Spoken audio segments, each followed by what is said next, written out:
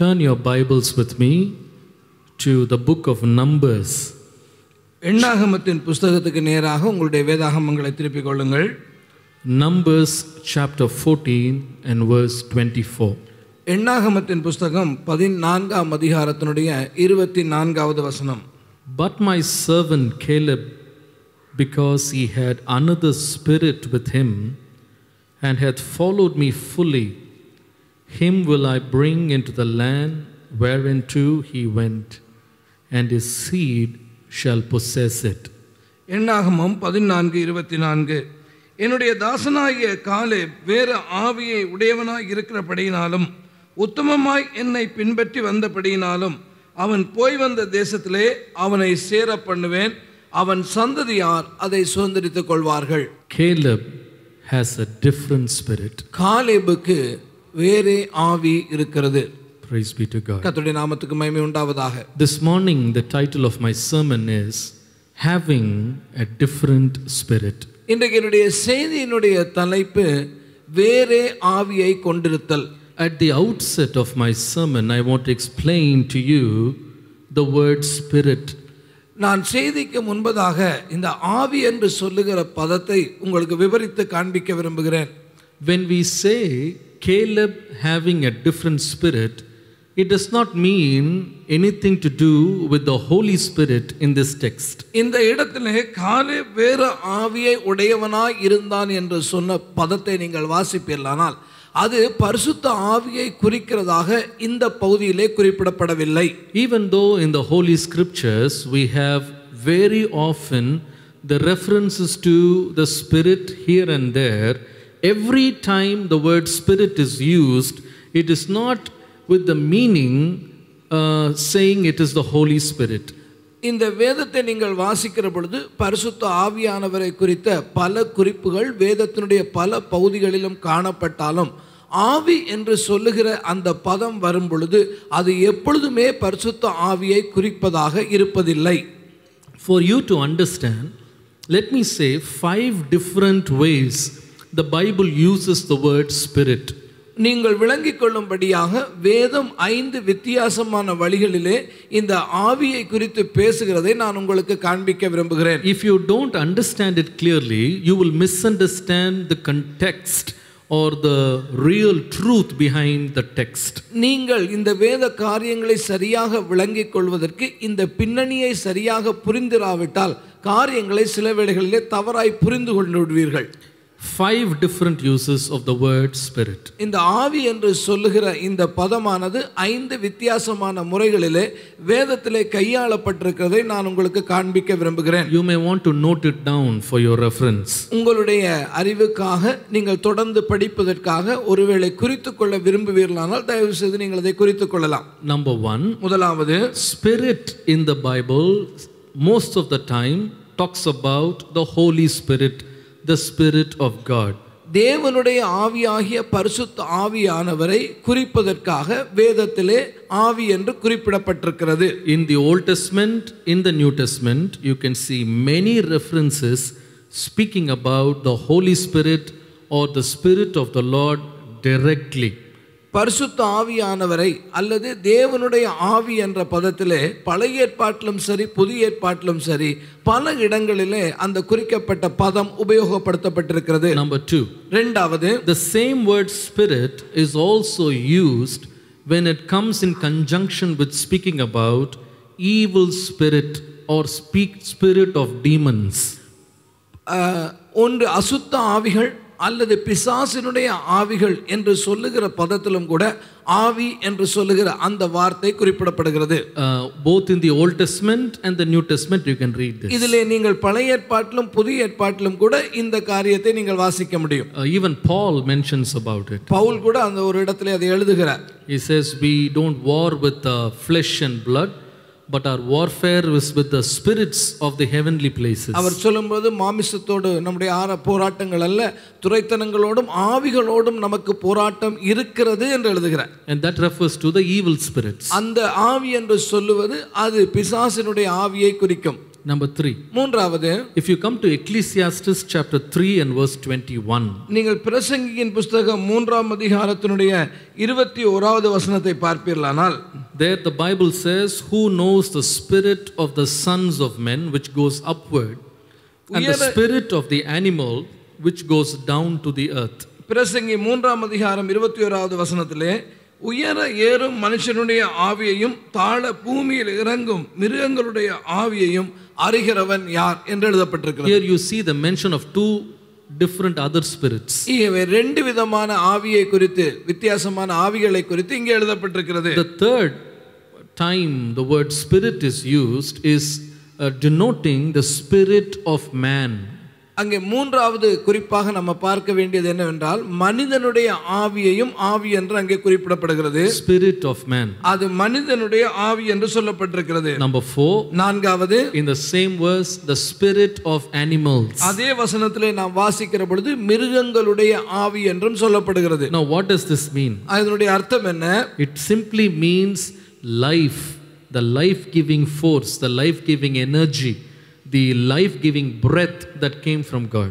ஆகவே தேவனிடத்திலிருந்து ஊதப்பட்ட ஜீவ சுவாசத்தினால் மனுஷனுக்கு உண்டாகப்பட்ட அந்த ஜீவன், அந்த ஜீவனாலே நாம் நடத்தப்படுகிறோமே, அந்த ஜீவனை தான் இந்த ஆவி என்ற பதம் குறிக்கிறது. Now to put it in a very practical way, it is like the body of a car is your body. இப்போ உதாரணத்துக்கு சொல்ல வேண்டுமானால், ஒரு காரினுடைய வெளிப்பகுதியை பார்த்தால் அது உங்களுடைய சரீரமாக இருக்குமானால், if the engine is your soul, அதற்குள்ளே இருக்கிற இன்ஜின் அதுதான் உங்களுடைய ஆத்துமா, and the battery and the fuel is your spirit, அங்கே இருக்கக்கூடிய அந்த பேட்டரியோ அல்லது அதற்கு நிரப்பக்கூடிய எரிபொருளோ தான் அது உங்களுக்குள்ளே இருக்கிற ஜீவன். You cannot get the spirit anywhere, it comes from God. அந்த ஆவியானது கர்த்தரிடத்திலிருந்து தான் வர வேண்டும், வேற எங்கிருந்தும் வர முடியாது.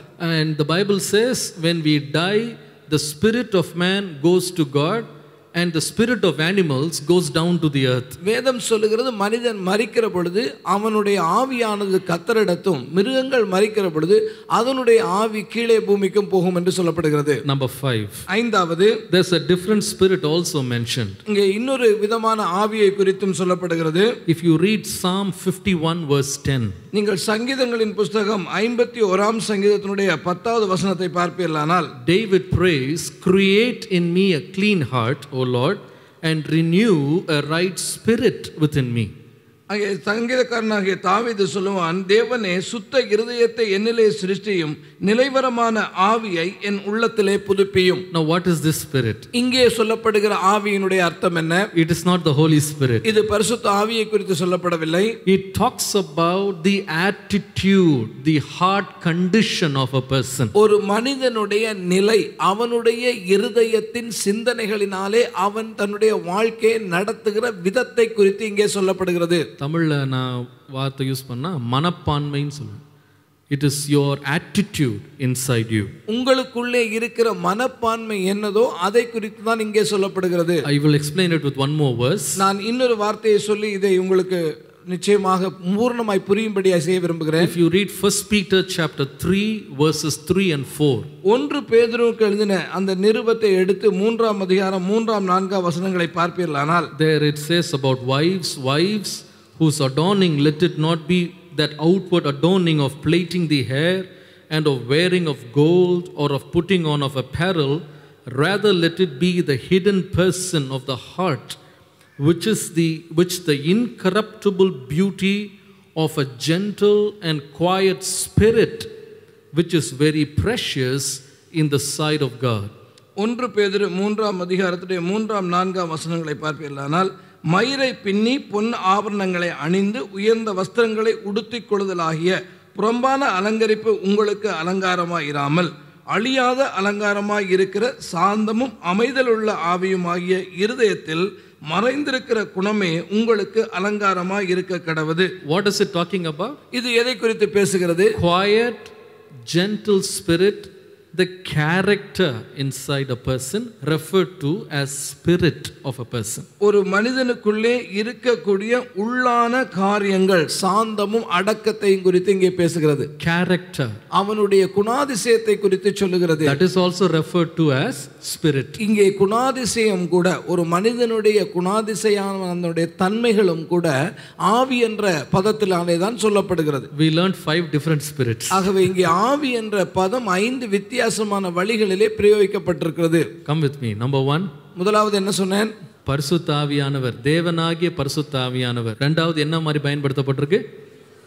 அசுத்த ஆவிகளை பற்றி போட்டு, அவனுக்கு ஆவி இருந்தது, ஆவி அவன் மேல் இறங்கினதுன்னா அது அசுத்த ஆவியை பற்றியும் எழுதியிருக்காங்க. அதனால் ஜாக்கிரதையாக வாசிக்கணும். என்ன ஆவின்னு எல்லாத்தையும் பரிசுத்த ஆவின்னு போட்டுறக்கூடாது. அப்போ அசுத்த ஆவின்னு ஒன்று இருக்குது. மூணாவது என்ன ஆவி?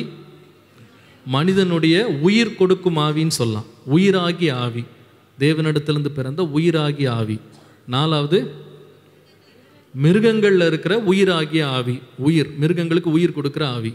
ஐந்தாவது மனப்பான்மை அல்லது சுபாவம், குணாதிசயம் என்கிற ஆவி. இப்போ 5 ஆவி இருக்கு. இப்போ now we read from, actually we started with Numbers 14:24. நாம் எண்ணாகமத்தின் புஸ்தகம் 14ஆம் அதிகாரம் 24ஆம் வசனத்தை படித்து நம்முடைய செய்தியை நாம் ஆரம்பித்தோம். And there the Bible says Caleb was a man with a different spirit. ஆனால் அங்கே காலேபை குறித்து சொன்ன வேளையிலே அவன் வேறே ஆவியை உடையவனாய் இருந்தான் என்று நாம் வாசித்தோம். So what does it talk about? ஆகவே இந்த வேறே ஆவி என்று எதை குறித்து இங்கே சொல்லப்படுகிறது? Does it talk about the Holy Spirit? இது பரிசுத்த ஆவியானவரை குறித்து சொல்லப்படுகிறதா? Does it talk about an evil spirit? அது அங்கே இருக்கக்கூடிய துன்மார்க்கத்தின் ஆவியை குறித்து பேசுகிறதா? Does it talk about the life-giving spirit? அங்கே ஜீவனை கொடுக்கிற அந்த ஆவியை குறித்து அது பேசுகிறதா? Does it talk about the spirit of an animal? ஒரு மிருகத்தினுடைய ஆவியை குறித்து பேசுகிறதா? இல்ல. அப்ப எதை பத்தி பேசுது? It talks about your attitude. அவனுடைய தன்மையை குறித்து, மனுஷிக தன்மையை குறித்து தான் இங்கே அது பேசுகிறது. இது வரைக்கும் புரிஞ்சிருச்சுன்றவங்க ஒரு அள்ளியில சொல்லுங்க பாப்போம். Next time when you read the Bible, when you come across the word spirit, be careful. What spirit is it talking about? ஆகவே வேதத்தை நீங்கள் தொடர்ந்து படிக்கிற வேளைகளிலே ஆவி என்ற பதம் வருகிற பொழுது நீங்கள் நிறுத்தி அந்த ஆவி எதை குறிக்கிறது என்பதை நீங்கள் தெளிவாக விளங்கிக் கொள்ள வேண்டும். In the English translation of the Bible, this problem has been made easier to handle. ஆங்கில வேதாகமத்தை நீங்கள் படிப்பீர்களானால் இந்த பிரச்சனையை நாம் இலகுவாகவே அதை கையாண்டு விட முடியும். Because when they wrote the English Bible, every time they wanted to mention the Holy Spirit or the Spirit of God, the word starts with a capital S, speaking about God. ஏனென்றால் ஆங்கில வேதாகமத்தை நீங்கள் படிப்பீர்களானால் அது capital லெட்டரில், அந்த spirit என்று சொல்லுகிற வார்த்தை அது கேபிட்டல் எஸ்லே அவர்கள் போட்டிருக்கிறதுனால அது தேவனுடைய ஆவியை குறிக்கிறது என்று நாம் விளங்கிக் கொள்ள முடியும். But all other 4 comes under the small s. ஆனால் மற்ற எல்லா ஆவியை குறித்து நீங்கள் பார்ப்பீர்களானால் அந்த எஸ் என்பது சிறிய எழுத்திலே தான் எழுதப்பட்டிருக்கும். But you must read that with wisdom and understand what spirit is talking about. ஆகவே நீங்கள் வேதத்தை வாசிக்கிற பொழுது ஞானத்தோடு கூட அதை படித்து எந்த ஆவியை குறித்து அது பேசுகிறது என்பதை நீங்கள் விளங்கிக் கொள்வது நல்லது. So when we talk about the spirit, the different spirit of Caleb, it is not about the anointing on Caleb, it is about his attitude and character. Caleb வேற ஆவியை உடையவனாய் இருந்தான் என்று நாம் படிக்கும் பொழுது அவன் அபிஷேகத்தினாலே பெற்ற ஆவியை குறித்து அங்கே சொல்லப்படவில்லை. அது அவனுடைய தன்மையை, குணாதிசயத்தை, மனுஷிகத்தை குறித்து சொல்லுகிறது. Attitude is very important. நம்முடைய வாழ்க்கையிலே நம்முடைய மனித தன்மை என்று சொல்லுவது மிக மிக முக்கியமானது. In fact, the Bible gives importance to attitude more than appearance. நம்முடைய வாழ்க்கையிலே வெளிப்படையான தோற்றத்தை காட்டிலும் நாம் நடந்து கொள்ளுகிற விதத்தை குறித்து வேதம் முக்கியத்துவப்படுத்துகிறது. The Bible says, வேதம் சொல்லுகிறது, a man is just as he thinks. ஒரு மனிதன் தான் எப்படி சிந்திக்கிறானோ அப்படியே இருக்கிறான். Our thoughts and our attitudes determine whether we will receive a blessing or not.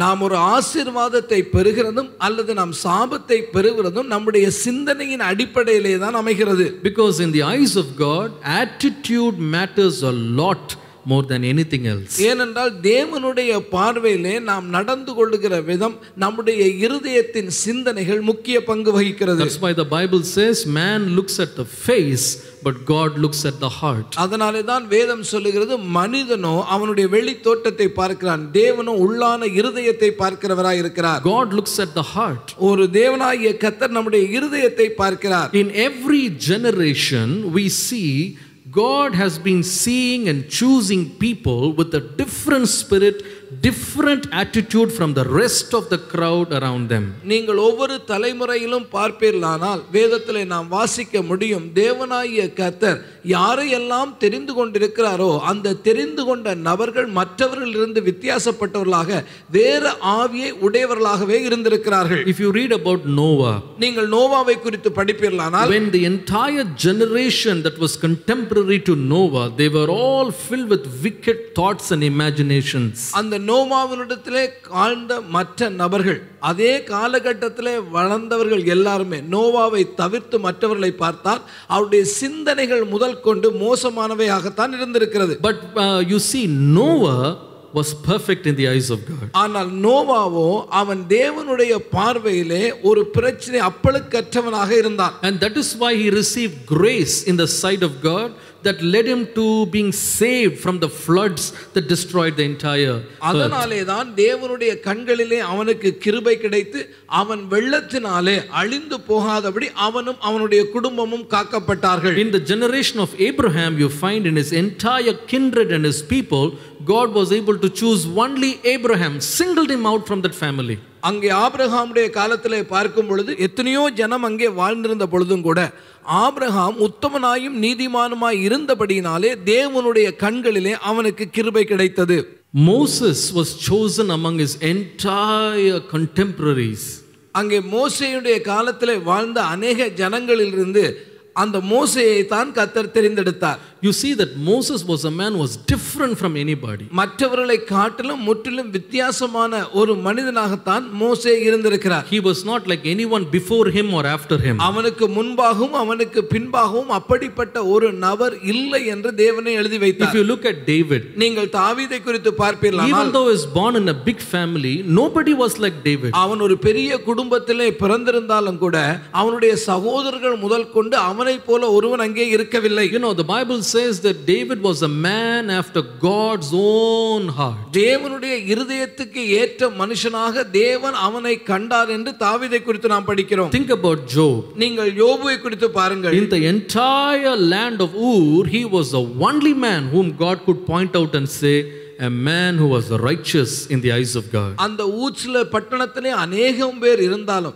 எத்தனையோ மனிதர்கள் வாழ்ந்திருந்தாலும் கூட தேவனுடைய இருதயத்துக்கு ஏற்ற ஒரு மனிதனாக கர்த்தர் பார்த்த ஒரு மனிதனாகத்தான் இந்த யோபு இருந்தார். It's so important that we stay apart from others and have a different spirit. நாம் மற்றவர்களை காட்டிலும் வித்தியாசமானவர்களாக தேவனுடைய பார்வையிலே ஒரு வேறே ஆவியை உடையவர்களாக இருக்க வேண்டியது அவசியம். In Luke chapter 9 verse 52 onwards, நீங்கள் லூக்கா எழுதின நற்செய்தி நூல் 9ஆம் அதிகாரம் 52 முதல் பார்ப்பீர்களானால் there is an interesting story that Jesus went through.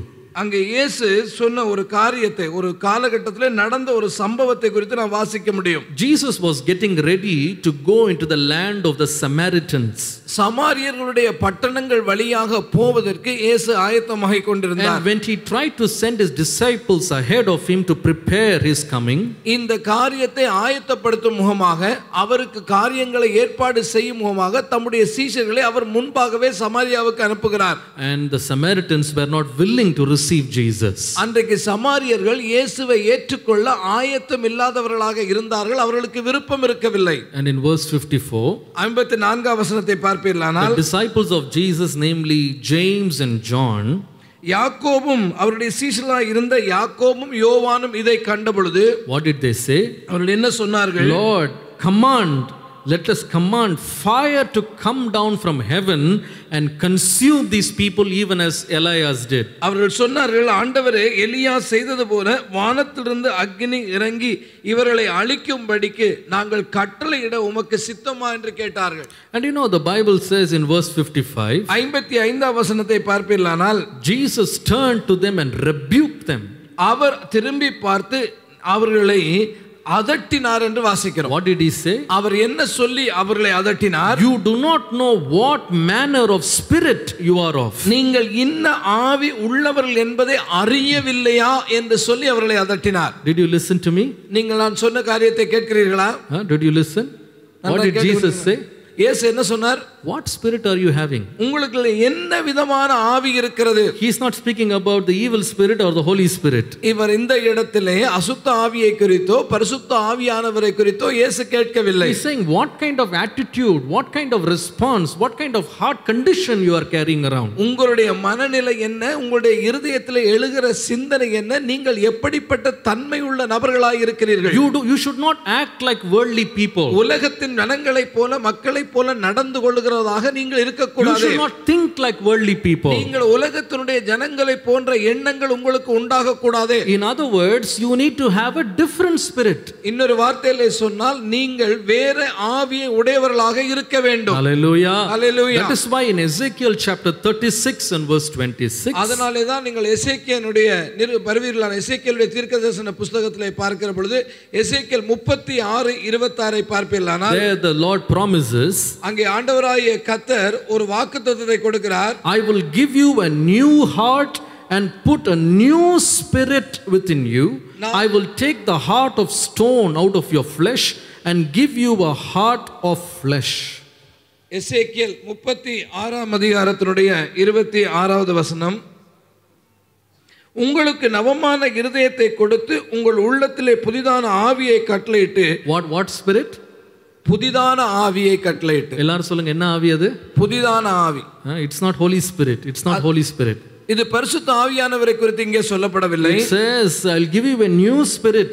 நான் உங்களுக்கு ஒரு புதிதான ஆவியை கொடுப்பேன் என்று சொல்லுகிறார். And the next part says, when I give that new spirit, it will change your heart. It's about a change of heart. அவர் சொல்லுகிற வேளையிலே இந்த ஆவியை நான் கொடுக்கும் பொழுது உங்களுக்குள்ளே ஒரு மாற்றம் உண்டாகும். What change? Change in heart. அந்த இருதயத்தினுடைய உண்டாகிற அந்த மாற்றம் என்ன? A heart of stone becomes a heart of flesh. அங்கே கல்லான இருதயத்தை நான் எடுத்து போட்டு அங்கே அதற்கு பதிலாக உங்களுக்கு சதையான இருதயத்தை நான் தருவேன். This morning we should pray, Lord, give me a different spirit. இன்னைக்கு காலையில உம்முடையா நாம் ஜெபிக்க வேண்டியது என்னன்னு கேட்டா, எனக்கு ஒரு வேற ஆவியை தாங்க ஆண்டவரே. எத்தனை பேருக்கு வேற ஆவி வேணும்? ஆமென். Not like everybody else. மற்றவர்களை போல அல்ல. Not like the people in our generation. நம்முடைய சமூகத்திலே நம்முடைய தலைமுறையிலே வாழுகிற ஜனங்களுடைய ஆவியை போன்ற ஆவி அல்ல. It is not like the people from a certain culture. ஒரு குறிக்கப்பட்ட கலாச்சார பின்னணியிலே வாழுகிறவருடைய இருதயத்தை போன்ற இருதயமும் அல்ல. Not like a people from a particular background. ஒரு குறிக்கப்பட்ட பின்னணியிலே இருக்கிற ஜனங்களை போன்றவருடைய ஆவியும் அல்ல. It's a different spirit. நமக்கு வேண்டியதெல்லாம் ஒரு வேறே ஆவி நமக்கு. Hallelujah. Hallelujah. Just like Caleb had, we need a different spirit. காலேபுக்கு எப்படி ஒரு வேறே ஆவி இருந்ததோ அப்பேற்பட்ட ஆவி நமக்குள்ளும் இருக்க வேண்டும். Caleb was also a Hebrew man. அந்த எபிரேய வம்சத்தை சேர்ந்தவன் தான் இந்த காலேபும். There were millions of Hebrews who started from Egypt. எகிப்து தேசத்திலிருந்து புறப்பட்ட வேளையிலே எத்தனையோ ஆயிரக்கணக்கான எபிரேயர்கள் புறப்பட்டு வந்தார்கள். அவர்களில் ஒருவன் தான் இந்த காலேபு. But Caleb had a very different spirit than all the families of Israel. இஸ்ரவேல்ல இருந்த அத்தனை குடும்பங்களிலும் கோத்திரங்களிலும் இந்த காலேபு வேறே ஆவியை உடையவனாய் இருந்தான். This morning God is seeking after people who will have a different spirit. இன்றைக்கு ஆண்டவராகிய தேவன் வேறே ஆவியை உடைய மனிதர்களை தேடிக் கொண்டிருக்கிறார். Our old man must pass away. நம்முடைய உள்ளான பழைய மனுஷன் அவன் களைந்து போடப்பட வேண்டும். And we must get renewed in our inner man every day. ஒவ்வொரு நாளும் புதிதான மனிதனிலே நாம் பக்குவப்படவும் அந்த புதிதான மனிதன் வெளியே வரவும் வேண்டும். Hallelujah. Hallelujah. This morning I am not going to speak about Caleb. இந்த காலை வேளையிலே காலேபை குறித்து நான் பேச போவதில்லை. I am going to speak about a very strange character in the Bible. வேதத்திலே உள்ள ஒரு வித்தியாசமான நபரை குறித்து நான் பேச போகிறேன். This character is none other than Peter, the disciple of Jesus. இயேசு கிறிஸ்துவினுடைய பிரதான சீஷனாய் இருந்த பேதுரு தான் இந்த நபர். You know, usually when we say Peter, நாம் சாதாரணமாக பேதுரு என்று சொல்லுகிற பொழுது, you know, we think he is one who always, you know, is a doubting one. He is a questioning one. He does not have faith. he is not good enough as the other disciples. நாம் பொதுவாக அவரை குறித்து என்ன நினைக்கிறது என்று சந்தேகப்படுகிற ஒரு நபர், காரியங்களை முந்திக்கொண்டு செய்கிற ஒரு நபர், மற்ற சீஷர்களை போல அல்லாமல் வித்தியாசமாக காரியங்களை செய்கிற ஒரு நபர், இப்படித்தான் நாம் நினைக்கிறது. Sometimes he looks so stupid in the eyes of understanding. சில வேளை நம்முடைய புரிந்து கொள்ளுதலுக்கு அவர் ஒரு முட்டாள்தனமாக காரியங்களை செய்து விடுகிறாரோ என்று கூட தோன்றுகிறது. Yes, he did some mistakes. He chopped off the ears of Malchus. அவர் சில முட்டாள்தனமான காரியங்களை செய்தார் என்பது உண்மைதான். மல்குசினுடைய காதை அறுத்து போட்டவர் அல்லவா? There are some things he did. அவர் அப்படிப்பட்ட சில காரியங்களை செய்தார், அது உண்டு. In fact, he denied Jesus. இயேசுவை மறுதலிச்ச காரியத்தை அவர் தான் செய்தார். All these things are there. இதெல்லாம் அவர் செய்தார். But if you read deep into the life of this man, ஆனால் இந்த மனிதனுடைய வாழ்க்கையை நீங்கள் சற்று ஆழமாக கற்றுக்கொள்வீர்களானால், the Lord taught me that Peter was a man with a very different spirit. அவர் வேறே ஆவியை உடையவராக இருந்தார் என்பதையும் நீங்கள் கண்டுபிடிக்க முடியும். God found him very special. ஆண்டவராகிய தேவன் அவர்களை ஒரு வித்தியாசமான ஆவியை கண்டார். If you read about him, you will see that Peter was the one to whom Jesus asked at least 3 times, "Do you love me?" நீங்கள் வேதத்தை வாசிப்பீர்களானால் 3 முறையாக இயேசு அதே பேதுருவை பார்த்து கேட்கிறார், "நீ என்னை நேசிக்கிறாயா?" என்று. It was Peter who was with Jesus in the Mount of Transfiguration. அங்கே இயேசுவோடு கூட மறுரூப மலையிலே இருந்த நபர்களில் ஒருவர் இந்த பேதுரு. The only disciple for whom Jesus paid tax was Peter.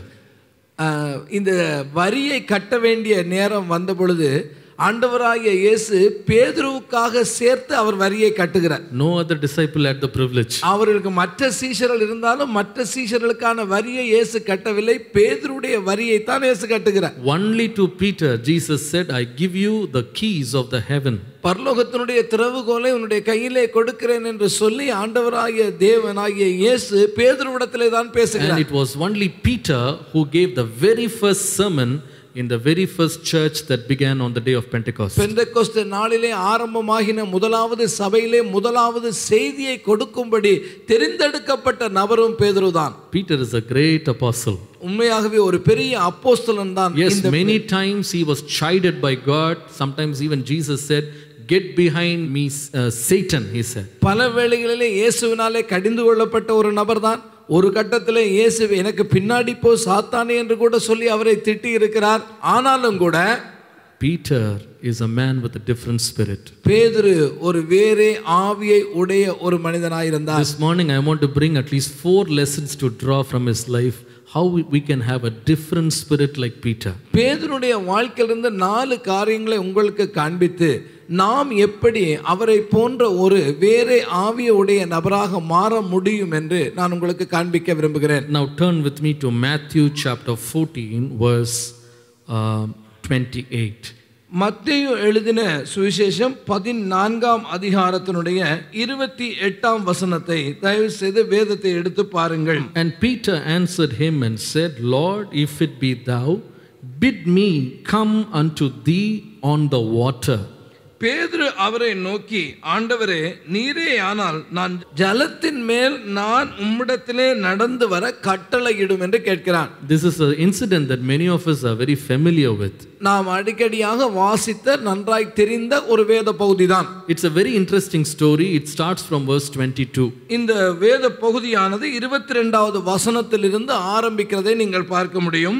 Jesus had just completed the beautiful grand miracle of feeding the 5,000 people who came to listen to him. ஆண்டவராகிய இயேசுவை பேசும்படியாய் கேட்க வந்த நபர்களில் 5000 பேரை ஆண்டவராகிய இயேசு கிறிஸ்து போஷிக்கிறார். And after the incident was over, அதற்கு பின்பாக அந்த சம்பவம் நடந்து முடிந்ததன் பின்பு Jesus sent all the people away. அவர்கள் எல்லா ஜனங்களையும் ஆண்டவராகிய இயேசு அனுப்பி விடுகிறார். And Jesus was about to be alone and pray. ஆண்டவராகிய இயேசு தான் தனியே போய் ஜெபம் பண்ணும்படி இந்த ஜனத்தை அவர் அனுப்பி விடுகிறார். And then he looks at the disciples. அதற்கு பின்பாக அவர் சீஷர்களை பார்த்து சொல்கிறார். He constrains them, he forces them to leave him and go ahead of him and cross the sea. அவர்கள் சீஷர்களை படகிலே ஏற்றி தமக்கு முன்பாக அக்கறைக்கு போகும்படி துரிதமாக அவர்களை அனுப்பி விடுகிறார். He said, "Go, speedily go away." சீக்கிரமாக நீங்கள் போங்கள் என்று சொல்லி இயேசு அவர்களை அனுப்புகிறார். And all these 12 people, they come down from the mountain They get into the boat and they are about to cross the sea. மலையில இருந்து இறங்கி வந்து அந்த 12 சீஷர்களும் அந்த படகிலே ஏறி அவர்கள் இப்பொழுது படகிலே ஏறி கடந்து போக வேண்டும் என்று விரும்புகிறார்கள். When they came to the middle of the sea, இப்பொழுது அவர்கள் கடந்து அந்த படகிலே போய் கொண்டிருக்கிற பொழுது நடுக்கடலிலே படகு வந்த பொழுது, the Bible says there was a big wind. There was a wind that was contrary.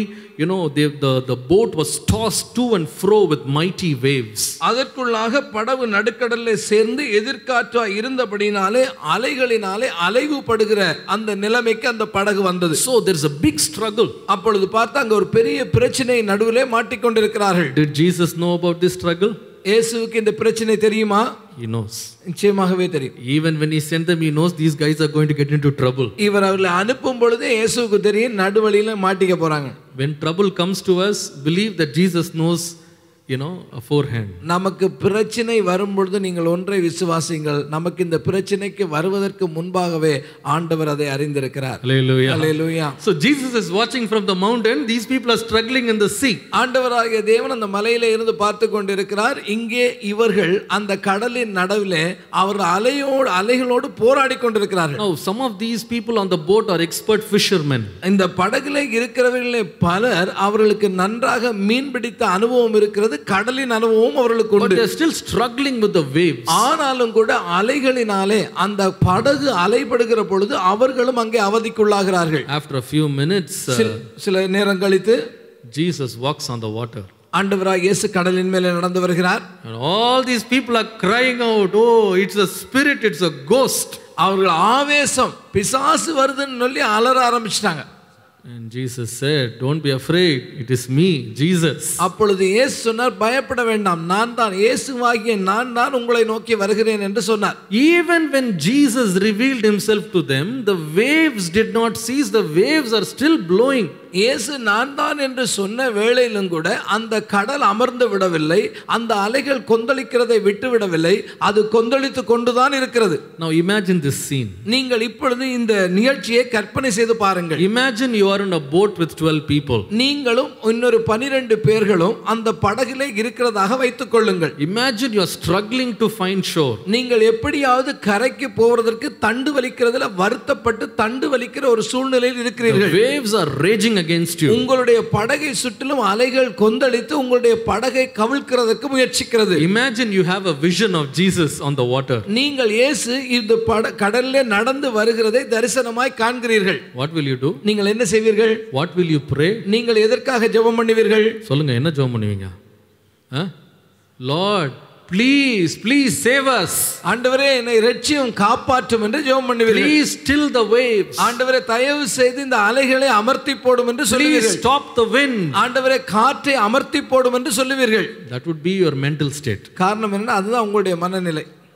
But in this situation, ஆனால் இந்த சூழ்நிலையிலே நீங்கள் பாருங்கள், look at what Peter did. இங்கே பேதுரு என்ன செய்தான்? He did not ask Jesus to stop the waves. He did not ask Jesus to stop the wind. ஆண்டவரே காற்றையும் கடலையும் தயவு செய்து அமர்த்தும் என்று சொல்லி அவன் கேட்கவில்லை. What did he do? அவன் என்ன செய்தான்? He said, Lord, if you give me permission, I will come walking in the water with you. ஆண்டவரே நீர் மாத்திரம் அனுமதி கொடுத்தார்னா நான் இறங்கி அப்படி கடல் மேல நடந்து வந்துருவேன் ஆண்டவரே. The other 11 fellows would have been looking at him. இப்போ அடுத்த 11 பேர் இவரை முறைச்சு பார்த்திருப்பாங்க. ஏயா நாங்கள் இங்கே கஷ்டப்பட்டுக்கிட்டு இருக்கோம், நீ நடந்து போறியாம்மா இப்போ தண்ணி மேலே, இப்போதான் ரொம்ப முக்கியம், அப்போ உனக்கு சொல்லியிருப்பான்ல, சொல்லியிருக்க மாட்டான்ல, நடுவில் இப்படி பூந்து அவர் ஒழுங்காக வந்து அற்புதம் செய்ய வந்தா நீயே தடுத்துருவ போல இருக்க. You are trying to stop him from doing a miracle for us. ஆண்டவராகிய இயேசு ஒரு அற்புதத்தை நமக்கு செய்வோம் என்று வந்தால் இப்பொழுது நீ அதை தடுக்க பார்க்கிறாயே. Oh, you are trying to keep your own agenda. You know, the need of the hour is silence, peace and calm.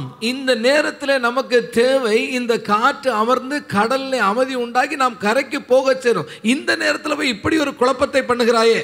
And Jesus also doesn't talk about the waves or the wind. இப்போ ஆண்டவராகிய இயேசுவே கூட இந்த சந்தர்ப்பத்திலே அவர் அலைகளை குறித்தும் காற்றை குறித்தும் பேசவில்லை. He says, "Okay, Peter, come." அப்படியானால் வா என்று சொல்லி அவனை அழைக்கிறார். This fellow immediately gets out into the waves and the storm and the turmoil and he walks towards Jesus. இந்த அலைகளின் நடுவிலும் இந்த காற்று இவ்வளவு புயலை போல அடிக்கிற வேளையிலும் கடல்ல இறங்கி இயேசுவை நோக்கி பேதுரு நடக்கிறார். Just imagine the mindset of the 11 people who are struggling on the boat.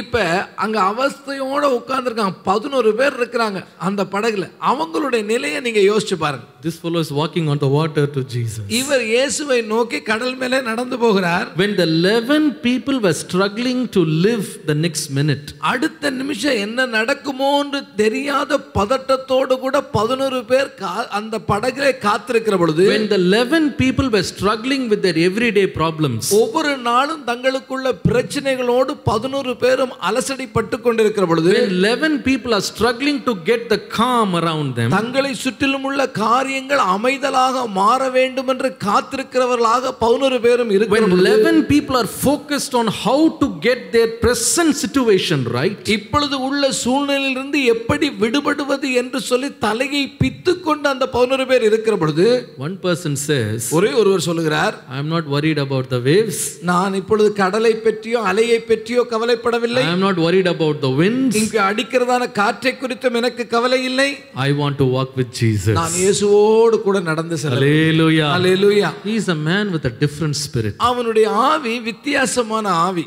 I call this Peter with a progressive spirit. நான் இதை ஒரு முன்னேற்றமுள்ள ஆவியை உடைய மனிதன் என்று நான் சொல்லுவேன். A progressive spirit. ஒரு முன்னேற்றமுள்ள ஆவியை உடைய மனிதன். When everyone else was sitting on the boat, எல்லோருமே படகில் அமர்ந்திருக்கிற பொழுது, when everybody was trying to get the calm, எப்படியாயிலும் கடல் அமர்ந்து விட வேண்டும் என்று 11 பேர் விரும்பிக் கொண்டிருக்கிற பொழுது, when everybody's life was obsessed with everyday problems, ஒவ்வொரு நாளும் ஏற்படுகிற பிரச்சனைகளினாலே வாழ்க்கையின் தாக்கங்களினாலே குழம்பிக் கொண்டிருக்கிற பொழுது, one person said, ஒரே ஒருவர் மாத்திரம் சொல்லுகிறார், I am not going to wait for the storm to calm.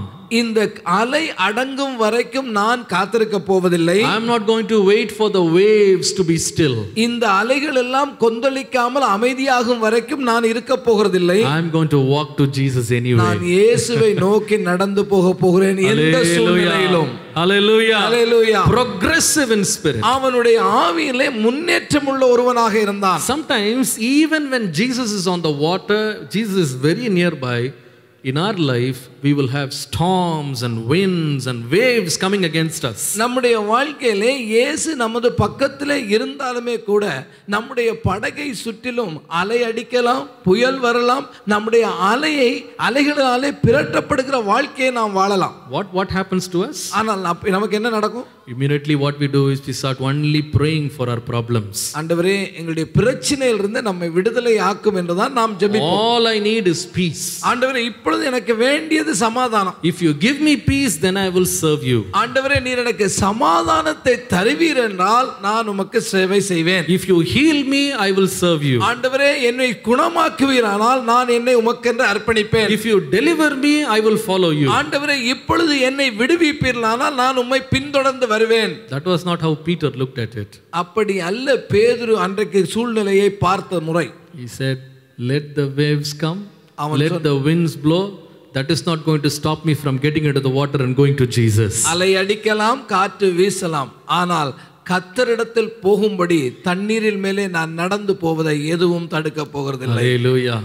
Always great people who make great exploits for God never focus their attention on the problems around them. தேவனுக்காக பெரிய காரியங்களை செய்த யாராகிலும் தங்களுடைய பிரச்சனைகளையோ தங்களுடைய சூழ்நிலைகளையோ தங்களை சுற்றிலும் அடித்த புயல்களையோ அவர்கள் நோக்கி பார்த்ததில்லை. In fact, they braved against their problems and went to Jesus. உண்மையாக அவர்கள் தங்களுடைய பிரச்சனைக்கு முகம் கொடுத்து அதற்கு எதிர்நீச்சல் போட்டுத்தான் இயேசுவினுடைய காரியங்களை சாதித்திருக்கிறார்கள். When the problems were in full swing, they kept walking on following their calling. அவர்களை பிரச்சனை அழுத்தின வேளையிலே அதிகபட்சமான தாக்கம் அவர்களுக்கு இருந்த வேளையிலும் அவர்கள் இறங்கி இயேசுவை நோக்கி நடந்து சென்றார்கள். When the problems were at its highest peak, Peter did a new thing he never did before.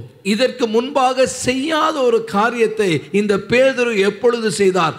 சூழ்நிலைகள் மாறாக இருந்த பொழுது, எதிராக இருந்த பொழுது. When the waves were rising, he did something that nobody ever did before. அலைகள் கொந்தளித்த வேளையிலே இது நாள் வரையிலே ஒருவரும் செய்ய துணியாத ஒரு காரியத்தை இந்த பேதுரு செய்கிறார். When the winds were still blowing, He took the step of faith and leaped up to God. காற்று அடித்து கொண்டுதான் இருக்கிறது, புயல் வீசிக்கொண்டுதான் இருக்கிறது. ஆனால் விசுவாசத்தோடு கூட தன்னுடைய கால்களை எடுத்து வைத்து இயேசுவை நோக்கி அவர் நடந்து சென்றார். ஹல்லேலூயா சொல்ல மாட்டீங்க? ஹல்லேலூயா. நம்ம வாழ்க்கையில பாருங்க, சில வேளையில ஆண்டவரே இந்த காற்று அடங்கிருச்சுனா நான் வந்துருவேன் உங்ககிட்ட.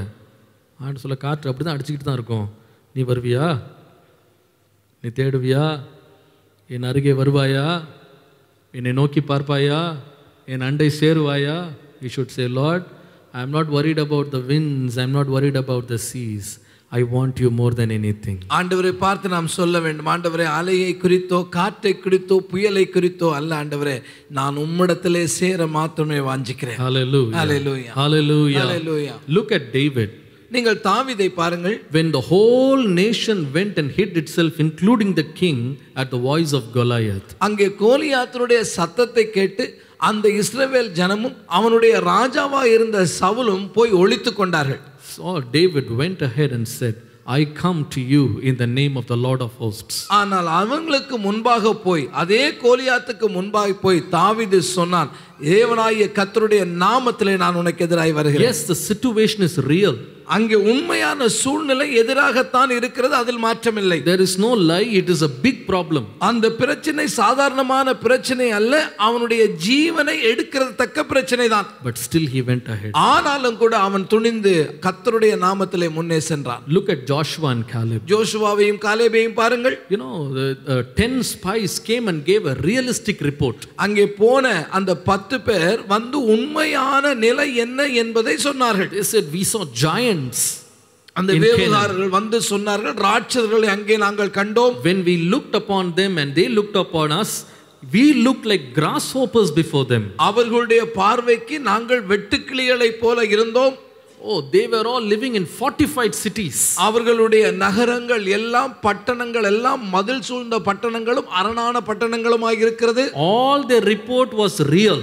அவர்கள் சொன்ன அத்தனையும் உண்மை, அதில் எந்த தவறும் இல்லை. And therefore they said, okay, the problems are there, now we are going to die. ஆகவே இப்பொழுது என்ன சொன்னார்கள்? பிரச்சனைகள் இருக்கிறது, ஆகவே இந்த பிரச்சனைகளை எங்களால் மேற்கொள்ள முடியாது, நாங்கள் மரித்து போக போகிறோம். But what did Joshua and Caleb say? ஆனால் யோசுவாவும் காலேபும் என்ன சொன்னார்கள்? Let's go up and fight, we shall easily conquer them. நாம் இலகுவாக இதை கைப்பற்றிக் கொள்ள முடியும் என்ற வாதத்தை முன்வைத்தார்கள். What did they do? அவர்கள் என்ன செய்தார்கள்? They did not look at the news. அவர்கள் இங்கே கொண்டு வந்த செய்திக்கு அவர்கள் கவனத்தை கொடுக்கவில்லை. They did not put their eyes on reality. அவர்கள் இங்கே காண்கிற காட்சி மேலே அவருடைய கண்களை வைக்கவில்லை. They did not look at the ground reality. இன்றைக்கு பார்க்கும் பொழுது உண்மையான நிலவரம் என்னவோ அதை அவர்கள் மனதில் கொள்ளவில்லை. They said, I see a Jesus beyond the waves. இந்த பிரச்சனைகளுக்கு, இந்த அலைகளுக்கு பின்பாய் இருக்கிற இயேசுவை அவர்கள் பார்த்தார்கள். Hallelujah. Hallelujah. Hallelujah. Hallelujah. He is the master of the seas and the wind. அவர்தான் கடலையும் காற்றிற்கும் அதிகாரியானவர், எஜமானனானவர். That is how Paul progressed in his life. அதே போலதான் பவுலுடைய வாழ்க்கையிலே பவுல் முன்னேறி செல்லுகிற ஒரு மனிதனாய் இருந்தார். You know, the Bible says in Acts chapter 20 verse 24. அப்போஸ்தலர் நடபடிகள் 20ஆம் அதிகாரத்தினுடைய 24ஆம் வசனத்தை பார்ப்பீர்களானால், from verse 22 it says, wherever I go the Holy Spirit is witnessing everywhere that trials and tribulations and prisons are waiting for me. அவர் சொல்லுகிறார், நான் ஆவியிலே கட்டுண்டவனாய் எருசலேமுக்கு போகிறேன், அங்கே எனக்கு நேரிடும் காரியங்களை நான் அறியேன், கட்டுக்களும் உபத்திரவங்களும் எனக்கு வைக்கப்பட்டிருக்கிறது என்று பரிசுத்த ஆவியானவர் பட்டணம் தோறும் தெரிவிக்கிறதை மாத்திரம் நான் அறிந்திருக்கிறேன். Who is declaring? இதை யார் சொல்லுகிறார்? Holy Spirit itself is saying you have got trials and tribulations. பரிசுத்த ஆவியானவரே சொல்லுகிறார், நீ போகிற இடமெல்லாம் உனக்கு உபத்திரவம் உண்டு, கட்டுக்கள் உண்டு. But what did Paul say? ஆனால் பவுல் என்ன சொல்லுகிறார்? He says, but none of these things will move me. இது எதுவுமே நான் முன்னேறி செல்வதை தடுக்க போகிறதில்லை.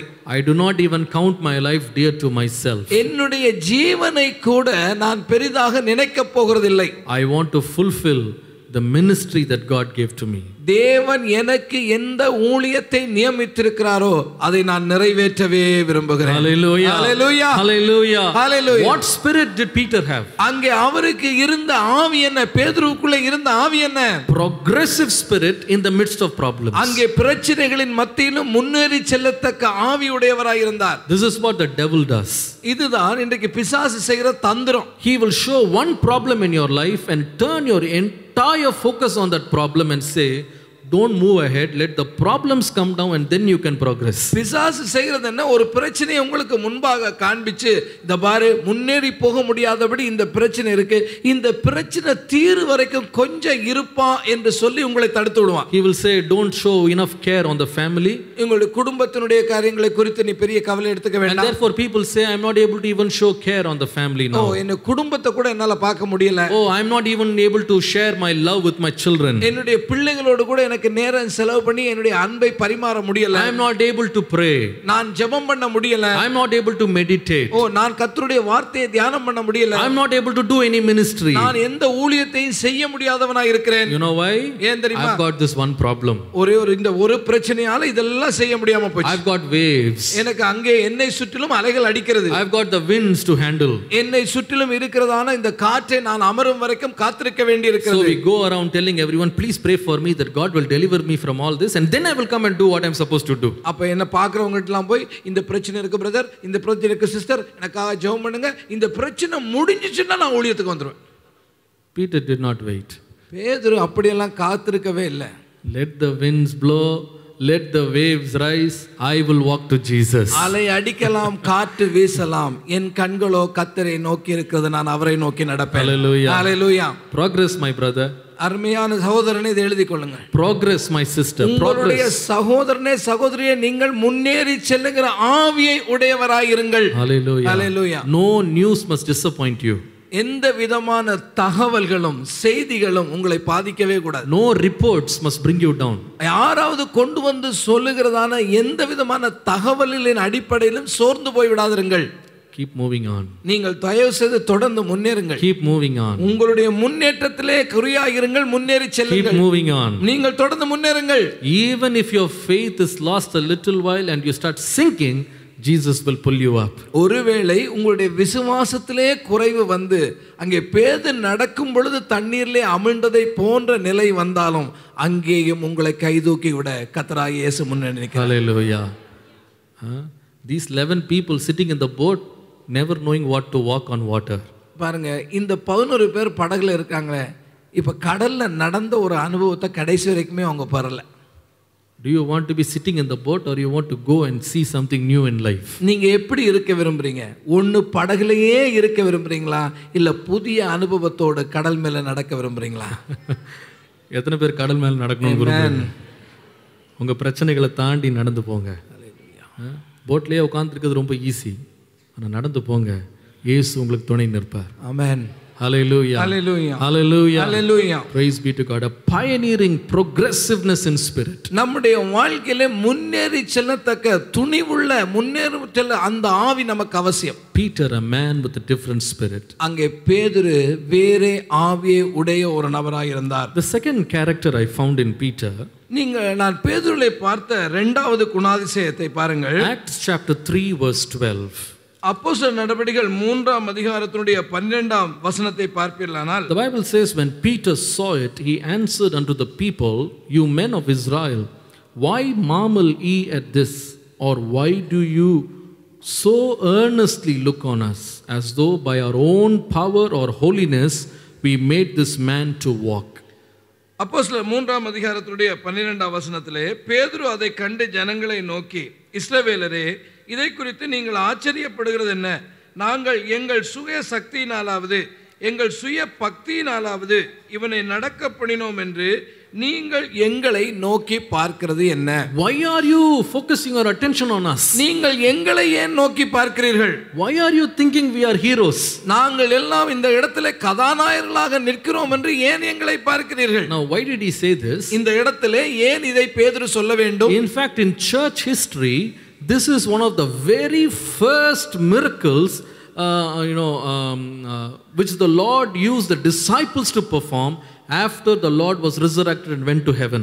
இங்கே சபையினுடைய சரித்திரத்தை படித்து பார்ப்பீர்களானால் கர்த்தராகிய இயேசு கிறிஸ்து பரத்துக்கு எடுத்துக்கொள்ளப்பட்டதற்கு பின்பாக சபையிலே இருந்த 2 சீஷர்களை கொண்டு அவர் செய்த மகா பிரதானமான முதலாவது அற்புதம் இது. Now this is not an ordinary miracle. இது சாதாரணமான ஒரு அற்புதமும் அல்ல. There is a lame man sitting in the beautiful gate for 40 years. He is about 40 years and since his birth he is lame. அவன் பிறந்தது முதலே சப்பானியாய் இருக்கிற ஒரு மனுஷன் 40 ஆண்டு காலம் அளவும் இருக்கிற ஒரு மனுஷன் அவன் அலங்கார வாசலிலே பிச்சை கேட்கும் முகமாக சப்பானியாக உட்கார்ந்து Now கொண்டிருக்கிறான். as a beggar in the gate of the beautiful gate, he is well known to the church goers. அந்த சபைக்கு போகிற எல்லோருக்குமே இந்த பிச்சை எடுக்கிற சப்பானியை குறித்து நன்றாவே தெரியும். He had his pan, he had his place, he had everything set right. Every day his position was the same. ஒவ்வொரு நாளும் ஒரு குறிக்கப்பட்ட இடத்திலே வந்து பிச்சை எடுக்கிறதற்கு என்னெல்லாம் தேவையோ அதெல்லாம் வச்சுட்டு அவன் உட்கார்ந்திருப்பான். Everybody knows he was lame. அவன் உண்மையாகவே சப்பானியா இருக்கிறான் என்பதை அங்கு வருகிறவர்கள் போகிறவர்கள் எல்லோருக்குமே தெரியும். One fine morning everybody comes in and they find this man dancing and leaping and praising God. ஆனா ஒரு நாள் காலையில ஆலயத்துக்கு வந்து பார்த்தா சப்பானியா இருந்தவன் குதித்து நடனம் ஆடிக்கொண்டிருக்கிறான். They are all in for a surprise. இவர்கள் எல்லோருக்குமே அது ஆச்சரியமாய் போனது. For 40 years they have seen a different story, but in one night everything changes. 40 ஆண்டு காலம் இவரை அறிந்தவர்கள் எல்லோருக்குமே தெரியும் இவன் நடக்க முடியாத சப்பானி. ஆனால் ஒரே நாளிலே இவனுடைய வாழ்க்கையிலே ஒரு மாற்றம் ஏற்பட்டு விடுகிறது.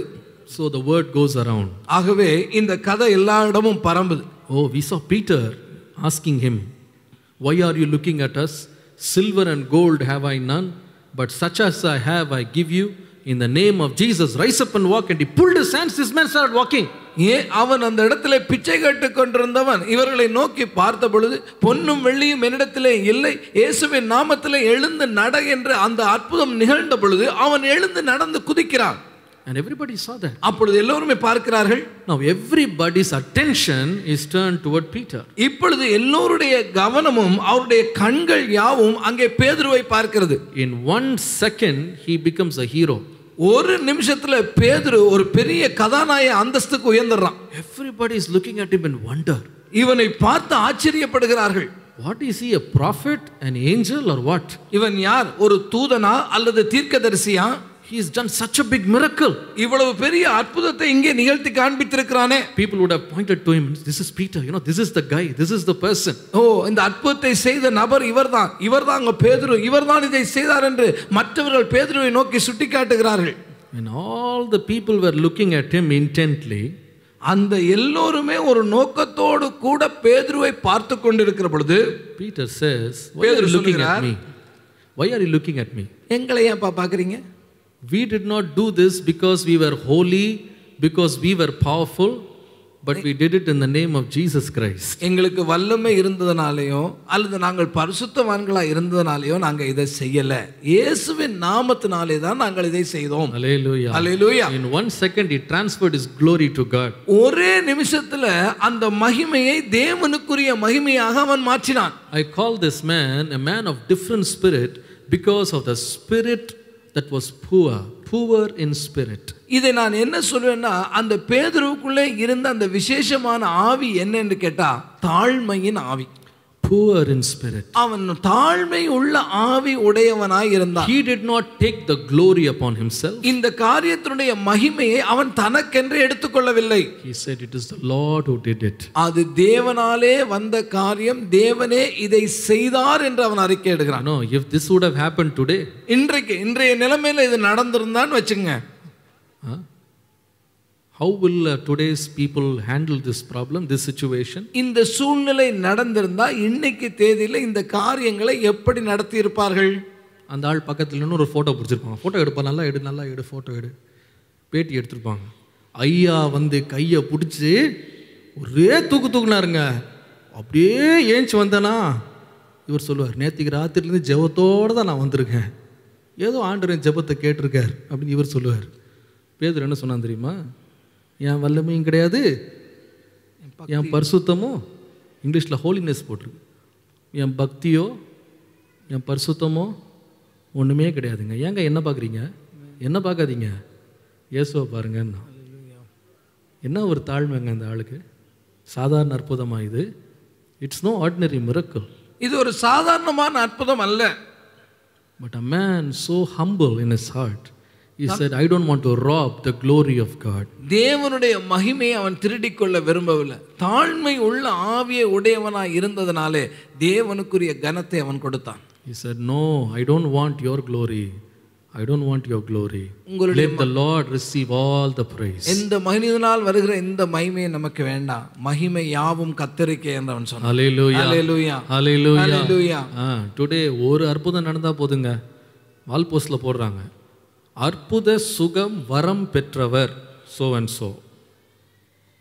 என்னமோ ஒரு சூட் கேஸில் வச்சிருக்கிற மாதிரி. பிசாசு விரட்டும் வரம் பெற்றவர் so and so. என்னமோ ஆண்டு லைசன்ஸ் எழுதி கொடுத்த மாதிரி, நீ விரட்டுப்பா, உனக்கு மட்டும்தான் லைசன்ஸ் கொடுத்துருக்கேன். இவரே தான் முன்னாடி ஒரு பேரை போட்டுக்கிறது, விசேஷ வரம் பெற்றவர்.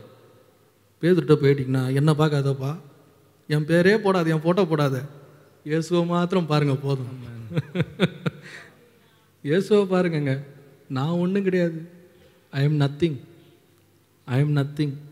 See, that is how saints used by God always treated themselves. பரிசுத்தவான்கள் எப்பொழுதும் அப்படித்தான் நடந்து கொண்டிருக்கிறார்கள். ஆகவே தான் கர்த்தரும் அவரை உயர்த்தினார். They never wanted the attention to turn to them. எந்த விதமான கவனமும் தங்கள் மேலே வர வேண்டும் என்று அவர்கள் விரும்பினதும் இல்லை. I'll show you one more incident. நான் இன்னொரு காரியத்தை கூட இந்த வேதத்தில் காண்பிக்க விரும்புகிறேன். Acts 10:25 to 26. அப்போஸ்தலர் நடவடிக்கைகள் 10ஆம் அதிகாரம் 22 இருந்து பார்ப்பீர்களானால், Now the story is about Peter going to the house of Cornelius. கொர்நேலியுடைய வீட்டிற்கு இந்த பேதுரு போகிறார். Now you know this story. நமக்கு நன்றாய் கதை தெரியும். Now who introduced Peter to Cornelius? பேதுருவை கொர்நேலியுவுக்கு அறிமுகப்படுத்தினது யார்? கரெக்டா சொல்லுங்களேன். ஒரு தூதன் வந்து பேசுறாங்க. ஒரு பாஸ்டர் இருக்கிறாரு, பீட்டர்னு ஒரு pastor. There is a pastor by the name of Peter. Send your people and bring him. கொர்நேலியு ஜெபம் பண்ணி கொண்டு இருக்கும் பொழுது ஒரு தூதன் வருகிறான். தூதன் சொல்றான், இந்த பேதுரு என்கிறவர் இடத்துல உன்னுடைய ஆட்களை அனுப்பி அந்த பேதுருவை நீ வரவழை என்று சொல்லுகிறான். Somebody did this to you, how will you feel? இப்போ உங்களுக்கு இப்படி ஒரு நிகழ்வு நடந்தா நீங்க என்ன நினைப்பீங்க? Somebody comes to you and says, ஒருத்தர் வந்து உங்ககிட்ட வர்றாரு, சொல்றாரு, yesterday an angel came to me and told me your name and I want you to come to our house. நான் ஜெபம் பண்ணிட்டு இருக்கும்போது தூதன் வந்து உங்க பேரை சொன்னா, அதனால உங்க வீட்டை தேடி நான் வந்தேன். How will you feel? நீங்க என்ன நினைப்பீங்க? You are somebody special. நான் ஒரு வித்தியாசமான ஆள், ஸ்பெஷலான ஆள், விசேஷமான ஆள். God is sending his angel to send me to another place. என்ன ஆண்டவராகிய தேவன் தூதன் மூலமாய் சந்திக்க விரும்புகிறார். And then if you look at the side of Peter, Peter was praying when he was hungry. பேதுருவை குறித்து பார்க்கனா, அவர் பசியான நேரத்தில் ஜெபம் பண்ணிட்டு இருக்கார். And he receives a heavenly vision. அங்கே பரலோகத்திலிருந்து ஒரு தரிசனம் அவருக்கு கிடைக்கிறது. And the Lord is telling him, you have to go to a new place that I'm going to send you. ஆண்டவராகிய தேவன் சொல்கிறார், நான் ஒரு புதிய இடத்துக்கு உன்னை அனுப்புகிறேன், நீ அங்கே போ. Finally, to make the story short, Peter lands in the house of Cornelius. சுருக்கமாக கதையை சொல்ல விரும்புகிறேன். அங்கே கொர்நேலியுடைய வீட்டிற்கு பேதுரு வந்து விடுகிறார். And look at what happened there. அங்கே நடந்த சம்பவத்தை பாருங்கள். Verse 25. 25ஆம் வசனத்தை And பாருங்கள். as Peter was coming in, Cornelius met him and fell down at his feet and worshipped him. பேதுரு உள்ளே பிரவேசிக்கிற பொழுது கொர்நேலியு அவனுக்கு எதிர்கொண்டு போய் அவன் பாதத்தில் விழுந்து பணிந்து கொண்டான். What an honor. எவ்வளவு பெரிய கனத்தை இந்த மனுஷனுக்கு அவன் கொடுக்கிறான். But look at how Peter handled it. ஆனா இந்த சூழ்நிலையிலே பேதுரு என்ன சொல்லுகிறார் என்பதை கவனித்து பாருங்கள். But Peter took him up and said, stand up. I myself also I am a man. பேதுரு அவனை தூக்கி எடுத்து, எழுந்திரும், நானும் ஒரு மனிதன் தான் என்றான். இந்த மாதிரி தாழ்மை யார்ட்டுங்க இருக்கு? தேவதூதனே கொண்டு வந்து விட்டுருக்கிறாரு. தேவதூதனே பேசி இவர் பேர் ரெக்கமெண்ட் பண்ணியிருக்கிறாரு. இவர் என்ன சொன்னார் தெரியுமா? நான் ஒரு ஊழியக்காரன்னு கூட சொல்ல, அப்போஸ்தலன்னு கூட சொல்ல, ரட்சிக்கப்படாத ஒரு மனுஷன்ட்ட சொல்கிறாரு, நான் யாரு? நான் மனுஷன்ப்பா, I am just a man. நான் ஒரு மனிதன் தான் என்று அங்கே சொல்லுகிறேன். He did not say I am a saint, I am an apostle, I am a, God did this thing through me and that thing through me. Nothing. He never opened his history. He said, I am just an ordinary man. நான் பரிசுத்தவான், தேவன் என்னை கொண்டு பெரிய காரியங்களை செய்தார், நான் அப்படி செய்தேன் இப்படி செய்தேன், ஒன்றுமே சொல்லலை, நானும் உன்னை போல ஒரு மனுஷன் தான் சொன்னார். What a man with poor in spirit. அங்கே தாழ்மையுள்ள ஒரு ஆவியை அங்கே நாம் பேதுருவிலே பார்க்கிறோம். We see the same spirit in Paul as well. பவுலுக்கும் இதே ஆவி இருந்திருக்கிறதை நாம் In பார்க்கிறோம். 1 Corinthians 15:10. 1 கொரிந்தியருடைய அந்த நிருபம் 15ஆம் அதிகாரத்துடைய 10ஆம் வசனத்தை பார்த்தால் He says, "But by the grace of God I am what I am." அவர் சொல்லுகிற பொழுது, நான் இருக்கிறது தேவ கிருபையினாலே இருக்கிறேன். I labored more abundantly than they all, yet not I, but the grace of God which was with me. அவர்கள் எல்லோரிலும் நான் அதிகமாய் பிரயாசப்பட்டேன், ஆகிலும் நான் அல்ல, என்னுடனே இருக்கிற தேவ கிருபையே அப்படி செய்தது. What an educated man, a man powerfully used by God, traveled half around the world, but still said, I am just living by grace. எவ்வளவு பெரிய மனிதர், படித்த ஒரு நபர், உலகத்தினுடைய பாதி ராஜ்யங்களை பயணப்பட்டு பார்த்த ஒரு மனிதன், தேவன் அவருடைய கைகளினாலே பலத்த அற்புதங்களை செய்தார். ஆனாலும் அவர் சொன்னது, நான் அல்ல, தேவனுடைய கிருபையே. If you look at Acts 14 verse 8 onwards, நீங்கள் அப்போஸ்தலர் நடபடிகள் 14ஆம் அதிகாரத்துடைய 8ஆம் வசனம் முதல் பார்ப்பீர்களானால், there Paul goes there to Lystra and there a man is healed. அந்த லிஸ்ட்ரா என்கிற பட்டணத்துக்கு போகிறார். அங்கே ஒரு சப்பானி அந்த பவுல்னாலே குணமாக்கப்படுகிறார். Paul says, stand upon your feet. அங்கே எழுந்து காலூன்றி நில் என்று பவுல் அவனுக்கு கட்டளை கொடுக்கிறார். Immediately the lame man leaped up and walked. உடனடியாக அவன் எழுந்து காலூன்றி நிமிர்ந்து நின்று உரத்த சத்தத்தோட துள்ளி குதித்து கொண்டு போகிறான். Then without Paul asking, everybody is running to him and says, the gods have come down to us.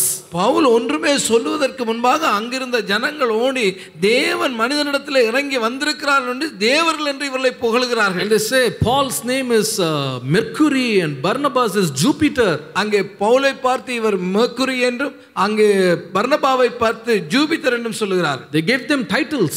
இவங்க ரெண்டு பேருக்கு பட்டம் கொடுக்கறாங்க. And then they bring garland. அவர்களுக்கு மாலை இடுவதற்கு மாலையும் கொண்டு வருகிறார்கள். And they bring sacrifices. அவர்களுக்கு முன்பாக பலியிடுவதற்கு பலியான காரியங்களையும் கொண்டு வருகிறார்கள். What did Paul do when he saw this? இதை எல்லாம் பார்த்த பொழுது பவுல் என்ன செய்கிறார்? போடுங்க, என்ன பண்றது, போடுங்க பரவாயில்ல அப்படி நின்றுட்டு இருந்தாரா? என்ன பண்றது, பதிலாக எடுத்துன்னு வந்துட்டாங்க, போட்டும் பாவம் அப்படின்னு சொன்னாரா? என்ன சொன்னாரு? மாலையை கொண்டுறதை பார்த்துன்னு கழுத்தை நீட்டலையா? என்ன பண்ணாரா?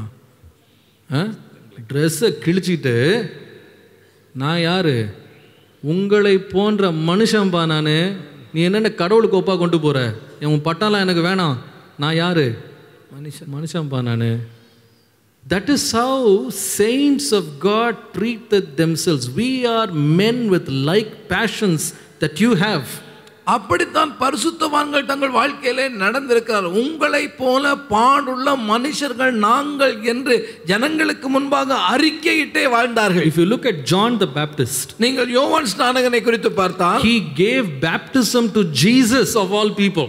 அவர் எல்லா ஜனங்களுக்கும் மேலாக இயேசுவுக்கே ஞானஸ்நானம் கொடுத்த ஒரு நபர். But what did he say? ஆனால் அவர் என்ன சொன்னார்? I am so unworthy, I can't even untie the latch of his shoes. அவருடைய பாதரட்சையின் வாரை அவிழ்க்க கூட நான் தகுதியற்றவன் என்று அறிக்கை பண்ணுகிறார். He said, let him increase, let me decrease, he said. அவர் பெருக வேண்டும், நான் சிறுக வேண்டும் என்று அவர் சொன்னார். இன்னைக்கு மாத்திரம் ஒரு யோவான் ஸ்நானங்க இருந்தா லெட்டர் பேடும் போட்டிருப்பாங்க, ஒரு விசிட்டிங் கார்டும் போட்டிருப்பாங்க, இயேசுவுக்கே ஞானஸ்நானம் கொடுத்தவர்.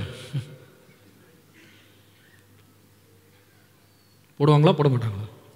விட்டா அதில் ஃபோட்டோ கூட போட்டுருவாங்க. இயேசுவுக்கு ஞானஸ்நானம் கொடுத்தவர் இடத்தில் ஞானஸ்நானம் பெற வேண்டுமா, அணுகவும்.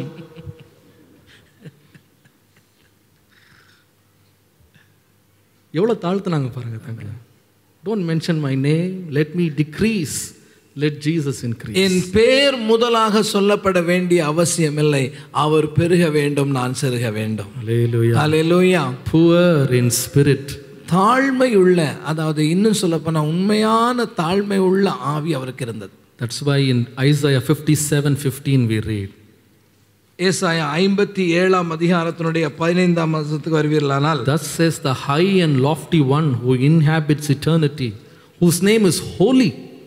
I dwell in the high and holy place with him who has a contrite and humble spirit, to receive the spirit of the humble and to revive the heart of the contrite ones.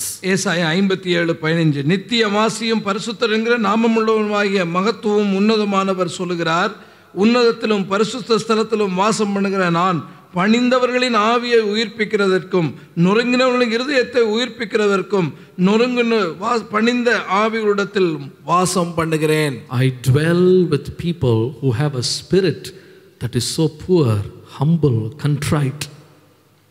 நொறுங்குண்ட பணிந்த ஆவி உள்ளவரிடத்தில் நான் வாசம் பண்ணுகிறேன். You want God to be with you? தேவன் உங்களோடு இருக்க வேண்டும் என்று விரும்புறீங்களா?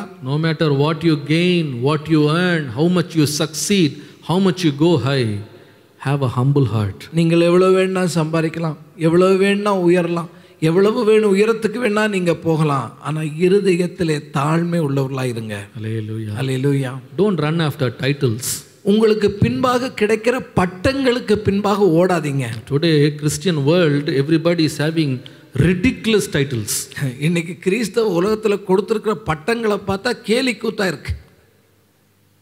என்னெல்லாம் போட முடியுமோ போட்டுக்கிறாங்க. ஒன்னே ஒன்று சொன்னால் போதும், நான் மனுஷங்க. ஆமென். I am just a human being. Hallelujah. நான் ஒரு மனிதன். காலையில் தோன்றி மாலையில் மறைகிற புல்லுக்கொப்பான மனுஷன். இந்த பெரிய தேவன் யார் முன்னாடி வாசம் பண்ணுவார்னா, நறுங்குண்ட இருதயம், தாழ்ந்த இருதயம். ஹல்லேலூயா. அந்த இருதயம் நமக்கு இருந்தால் போதுங்க. பட்டம்லாம் வேணாம், பேர் பிரஸ்தாபம் வேணாம், என்ன பிரபலம் வேண்டாம், ஃபோட்டோவை அப்படி இப்படி போஸ்ட் கொடுத்தலாம் போட வேணாம். ஆண்டவரே, நான் இருக்கிறதே உம்முடைய கிருபை, நான் இருக்கிறதே உம்முடைய கிருபை. தாழ்மையுள்ள ஆவியை எனக்கு. எப்படியோட்ட ஆவி? தாழ்மையான ஆவி. ஹல்லேலூயா. ஹல்லேலூயா. That's why in Matthew 5:3. அதனால தான் மத்தேயு 5ஆம் அதிகாரத்தினுடைய 3ஆம் வசனத்தை பார்ப்பீர்களானால், Blessed are the poor in spirit, for theirs is the kingdom of heaven. ஆவியிலே எளிமை உள்ளவர்கள் பாக்கியவான்கள், பரலோக ராஜ்யம் அவர்களுடையது. என்ன ஆவி? எளிமையான ஆவி. உம்முடைய ராஜ்யத்தில் காணப்பட்டா போதும் ஆண்டவர், வேற என்ன எனக்கு வேணும்? I want to be in your kingdom. உம்முடைய ராஜ்யத்திலே நான் காணப்படுவேன், ஆனால் அது எனக்கு போதும் ஆண்டவரே. Peter, a man poor in spirit. பேதுருவை குறித்து அவன் தாழ்மை உள்ள ஒரு ஆவியை உடையவனாய் இருந்தான். Number 3. மூன்றாவது Acts 5:29. அப்போஸ்தலர் 5:29. Then Peter and the other apostles answered and said, we ought to obey God rather than men. அதற்கு பேதுருவும் மற்ற அப்போஸ்தலரும் மனுஷருக்கு கீழ்ப்படுகிறதை பார்க்கிலும் தேவனுக்கு கீழ்ப்படுகிறதே அவசியமாய் இருக்கிறது. We have to obey God, not men. நாம் தேவனுக்கு கீழ்ப்படிய வேண்டும், மனுஷருக்கு அல்ல. Now it's easy to read, but it is not easy to say this in this situation. இதை வெறும் வார்த்தையாக நாம் இப்பொழுது சொல்லுவது ஒரு பெரிய விஷயம் அல்ல, ஆனால் அன்றைக்கு அந்த சூழ்நிலையின் மத்தியிலே அவர்கள் சொன்னார்களே, அதுதான் முக்கியமானது. You know, there Peter was in a situation when the rulers of the people, the powerful people who can torture him and put him behind bars, they were threatening him and saying, don't speak about this name hereafter. அன்றைக்கு அந்த பகுதியை ஆட்சி செய்து கொண்டிருந்தவர்கள், வல்லமை உள்ளவர்கள், இவர்களை பிடித்து சிறைச்சாலையிலே போட்டு கொடுமை செய்யக்கூடிய எல்லா வல்லமை உடையவர்கள், அவர்கள் இவர்களை பிடித்து இயேசுவினுடைய நாமத்தை சொல்லக்கூடாது என்று கட்டளை கொடுக்கிறார்கள். They are not ordinary people. அவங்க சாதாரணமானவங்க இல்லை. Disobeying them and trying to challenge them will even cost his life. அவர்களுக்கு கீழ்ப்படியாமல் போவதோ, அவர்களை சவால் விட்டு அழைப்பதோ இவருடைய ஜீவனுக்கே குந்தகத்தை விளைவிக்கும். But in spite of that, Peter says, ஆனால் இவை எல்லாவற்றுக்கும் மத்தியிலே பேதுரு சொல்லுகிறார், I don't have to obey you, I have to obey God rather than I obey men. மனுஷனை கீழ்ப்படுகிறதை பார்க்கலாம் தேவனுக்கு கீழ்ப்படியதே அவசியம் என்று சொல்லுகிறார். I call this man a man pure in spirit. இதை நான் சுத்தமான ஆவி உடையவர் என்று நான் சொல்லுவேன். Pure in spirit. ஆவியிலே சுத்தமுடையவராக பேதுரு இருந்தார். In other words, இன்னொரு வார்த்தையிலே சொன்னால், he was not corrupted with the desire to please people around him, but he was only driven with one passion, I have to please God more than anybody else. தன்னை சுற்றி இருக்கிற மனிதர்களை பிரியப்படுத்துகிற ஒரு நபராக அல்ல, தன்னுடைய காரியங்கள் மனிதனை பிரியப்படுத்த வேண்டும் என்று செய்கிறவர்களாக அல்ல, தேவன் ஒருவரையே பிரியப்படுத்த வேண்டும் என்று ஒரே இலக்குடைய மனிதனாக பேதுரு இருந்தார். Hallelujah. Hallelujah. I don't care if you misunderstand me, I don't care if you annihilate me, you destroy me, you persecute me. I have to have a clean heart before God and says, I did not do this because I was fearful of men. நீங்க என்னை தவறா புரிந்து கொள்ளலாம், எனக்கு துன்பத்தை வரவழைக்கலாம், என்னை உபத்திரவப்படுத்தலாம், என்னுடைய தலையை கூட நீங்கள் வெட்டலாம். ஆனால் என்னுடைய இருதயத்திலே சுத்தமுள்ளவனாய் இருக்க விரும்பி நான் தேவனுக்கு மாத்திரமே கீழ்ப்படிய I will விரும்புகிறேன். never turn my face towards men. நான் மனிதனை நோக்கி என்னுடைய முகத்தின் பார்வையை திருப்ப போவதில்லை. I will not incline towards obeying men to get some favors. ஏதோ மனிதனிடத்திலிருந்து நன்மையான காரியம் கிடைக்க வேண்டும் என்பதற்காக அவனை தாஜா செய்கிற காரியத்தையும் நான் செய்ய போவதில்லை. I have only one master. எனக்கு ஒரே ஒரு எஜமான் மாத்திரமே I உண்டு. will only obey him. அந்த எஜமானனுக்கு மாத்திரமே நான் கீழ்ப்படிந்திருப்பேன். Hallelujah. Hallelujah. He did not regard men more than God. மனிதனை தேவனை காட்டிலும் மனிதனை உயர்த்தி விடவே கூடாது. He never regarded that. நீ ஒரு நாளுமே அதை உயர்த்தி விடக்கூடாது. No, Peter did not have a big background. பேதுருடைய வாழ்க்கையில பார்க்கும் பொழுது அவனுக்கு பெரிய பின்னணி இருக்கல. He was not from a very wealthy family. ஒரு பெரிய செல்வந்த குடும்பத்துல பிறந்த ஒரு நபரும் அல்ல. He was not having rich people, as influence or affluence of people. அவனை சுற்றிலும் செல்வாக்குள்ள நபர்கள் அவனுக்கு சிநேகிதர்களாக இருக்கவும் இல்லை. He was just a fisherman. ஒரு சாதாரணமான மீன் பிடிக்கிற ஒரு மனிதன். But in spite of being in that state, he said, I will not obey the authority, but I will obey God. அந்த சூழ்நிலைகளின் மத்தியிலும் அவன் சொல்லுகிறான், அதிகாரத்துக்கு அல்ல ஆண்டவனுக்கே நான் கீழ்ப்படிவேன். In other words, I will not please people, I will please God rather. நான் மனிதனை அல்ல தேவனையே பிரியப்படுத்துவேன். In Acts 5:9, அப்போஸ்தலர் நடவடிக்கைகள் 5ஆம் அதிகாரத்துடைய 9ஆம் வசனத்தை பார்ப்பீர்களானால் there's even more a gruesome story. அவர் இன்னும் ஒரு அதிகபட்சமான ஒரு கதையை சொல்லுகிறார். He says, there's a story about Ananias and Sapphira coming to church with a big offering. அனனியா சப்பிராள் என்று சொல்லுகிற தம்பதியர் சபைக்கு வருகிறார்கள், காணிக்கை ஒரு பெரிய காணிக்கையை கொண்டு வருகிறார்கள். Now they had sold their land, taken a little part for themselves and gave the rest and put it in the feet of Peter. அவர்கள் என்ன செய்கிறார்கள், தங்களுக்கு சொந்தமான ஒரு நிலத்தை விற்கிறார்கள், அதனுடைய கிரய தொகையிலே ஒரே ஒரு சிறிய பகுதியை மட்டும் எடுத்து வைத்துக்கொண்டு பெரும்பகுதியை கொண்டு வந்து பேதுருடைய காலிலே வைக்கிறார்கள். If today that happened, இன்றைக்கு அப்படி ஒரு சம்பவம் நடக்குமேயானால் what will happen? நாம் என்ன சொல்லுவோம், So and so gave an offering. இன்னைக்கு இப்படிப்பட்ட குடும்பத்தினர் இவ்வளவு பெரிய தொகையான காணிக்கையை கொடுத்தார்கள் என்று சொல்லுவோம். So we have dedicated one room in their name. நாம் என்ன பண்ணுவோம், ஒரு இடத்தை இவங்க பேர்லயே இந்த ரூமை வச்சுக்கலாம்னு அவங்க ரூமுக்கே அவங்க பேரையும் சூட்டிடுவோம்.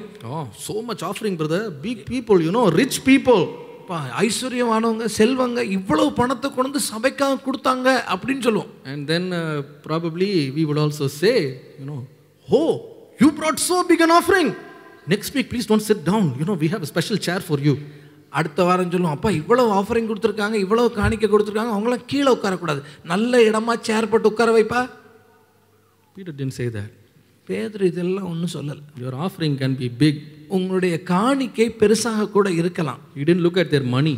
அவன் அந்த பணத்தை பார்க்கவே இல்லை. He said, you are lying against the Holy Spirit. பரிசுத்த ஆவிக்கு விரோதமாக பொய் சொல்ல துணிந்தீர்கள். Husband dies. அங்கே கணவன் மரித்து போகிறான். He didn't care. அவர் அதை குறித்து கவலைப்படவே இல்லை. Oh, he did not care for the money. அந்த பணத்து அவருக்கு குறிக்கோள் பணமே அல்ல. He looked at the wife and said, the same people who carried your husband are waiting outside, they will also carry you. மனைவியை பார்த்து சொல்றான், உன்னுடைய கணவனை அடக்கம் பண்ண கொண்டு போனவங்க வந்துட்டு இருக்காங்க, அடுத்தது உன்னை கொண்டு போறாங்க.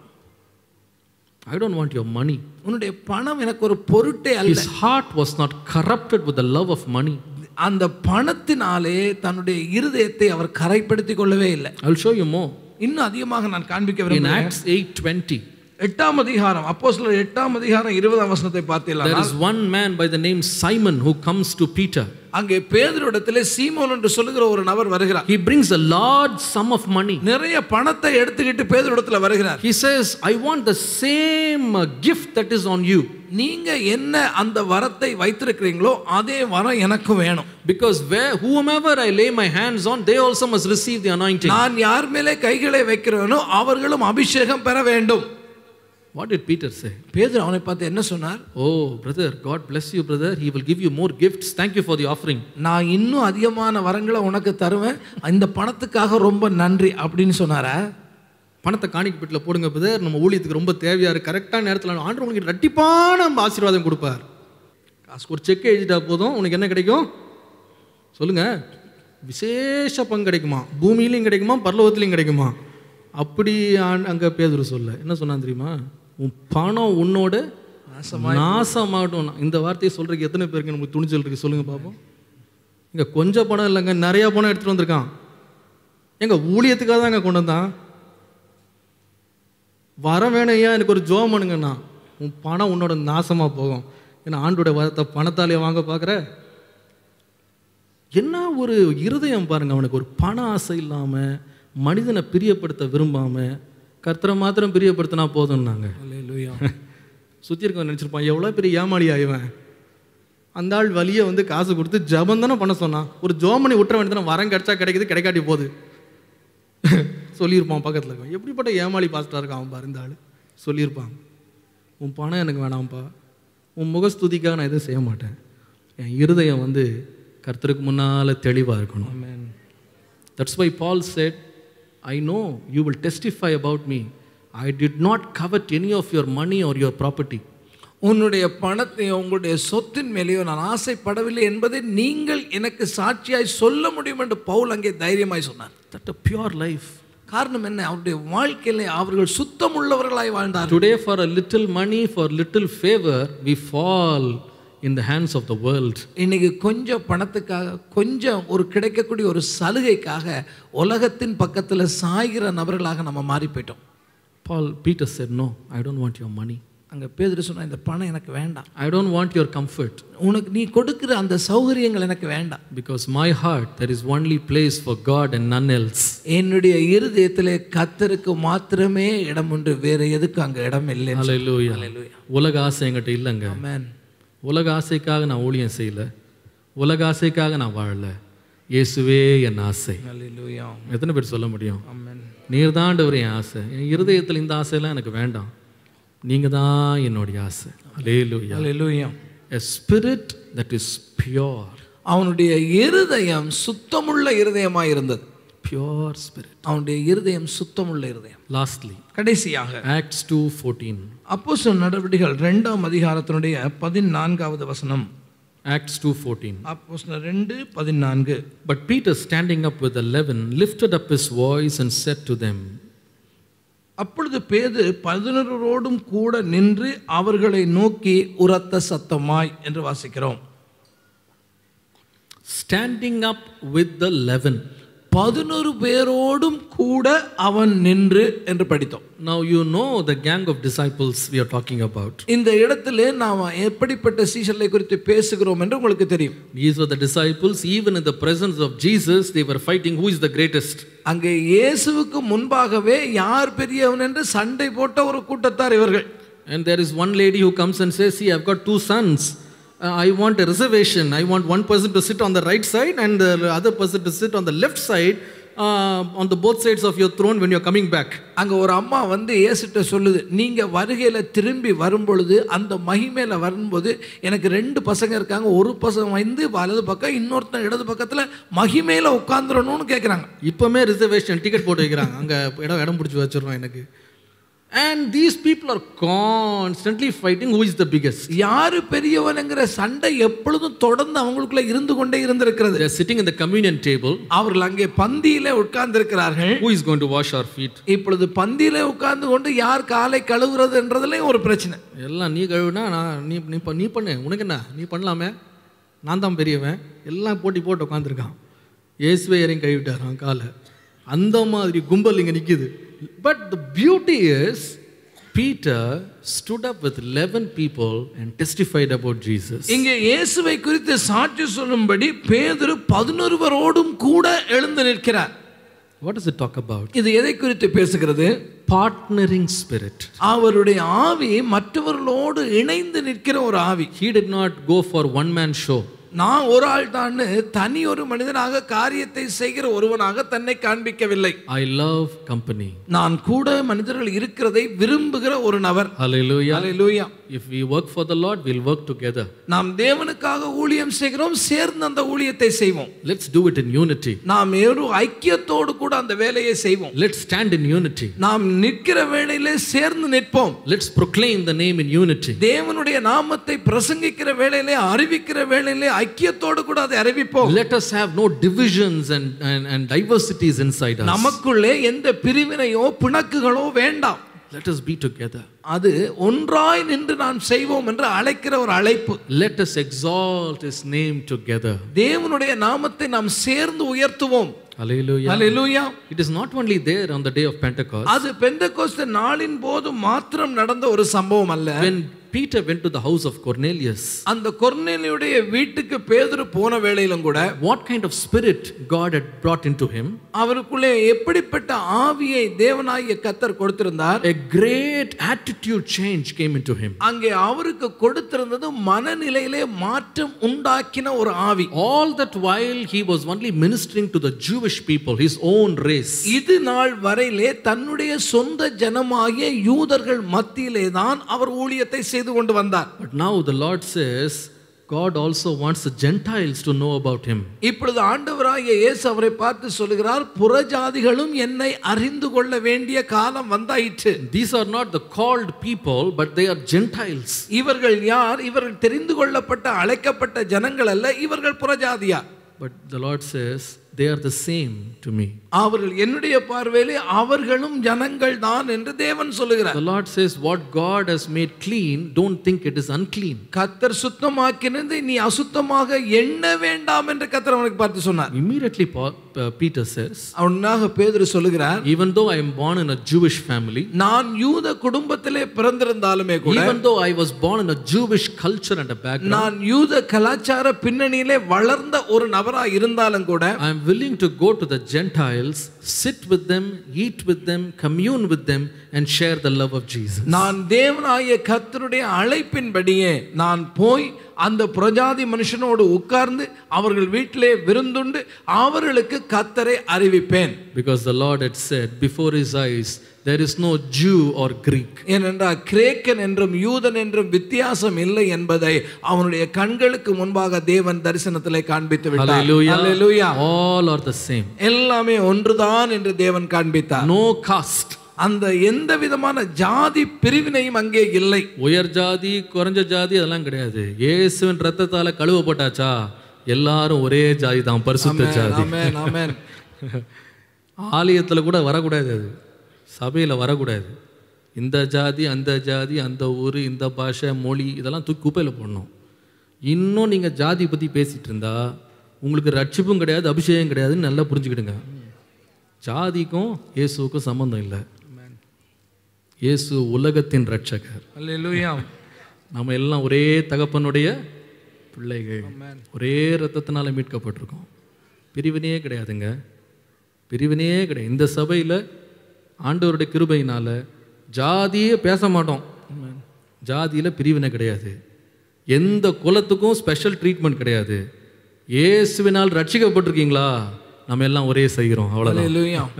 ஒரே பாத்திரத்தில் நாம் பானம் பண்ணுறோம், ஒரே அப்பத்தில் நம்ம பங்கிடுறோம். We are all the parts of one body. நாம் ஒரே சரீரத்தின் அவயவங்களாக இருக்கிறோம். சபைக்குள்ளே வந்ததுக்கப்புறமா குலம் கோத்திரம் ஜாதி மொழி தேசம் இதெல்லாம் பேசக்கூடாது. எல்லாம் ஒரே தகப்பனுடைய பிள்ளைகள். ஆமென்.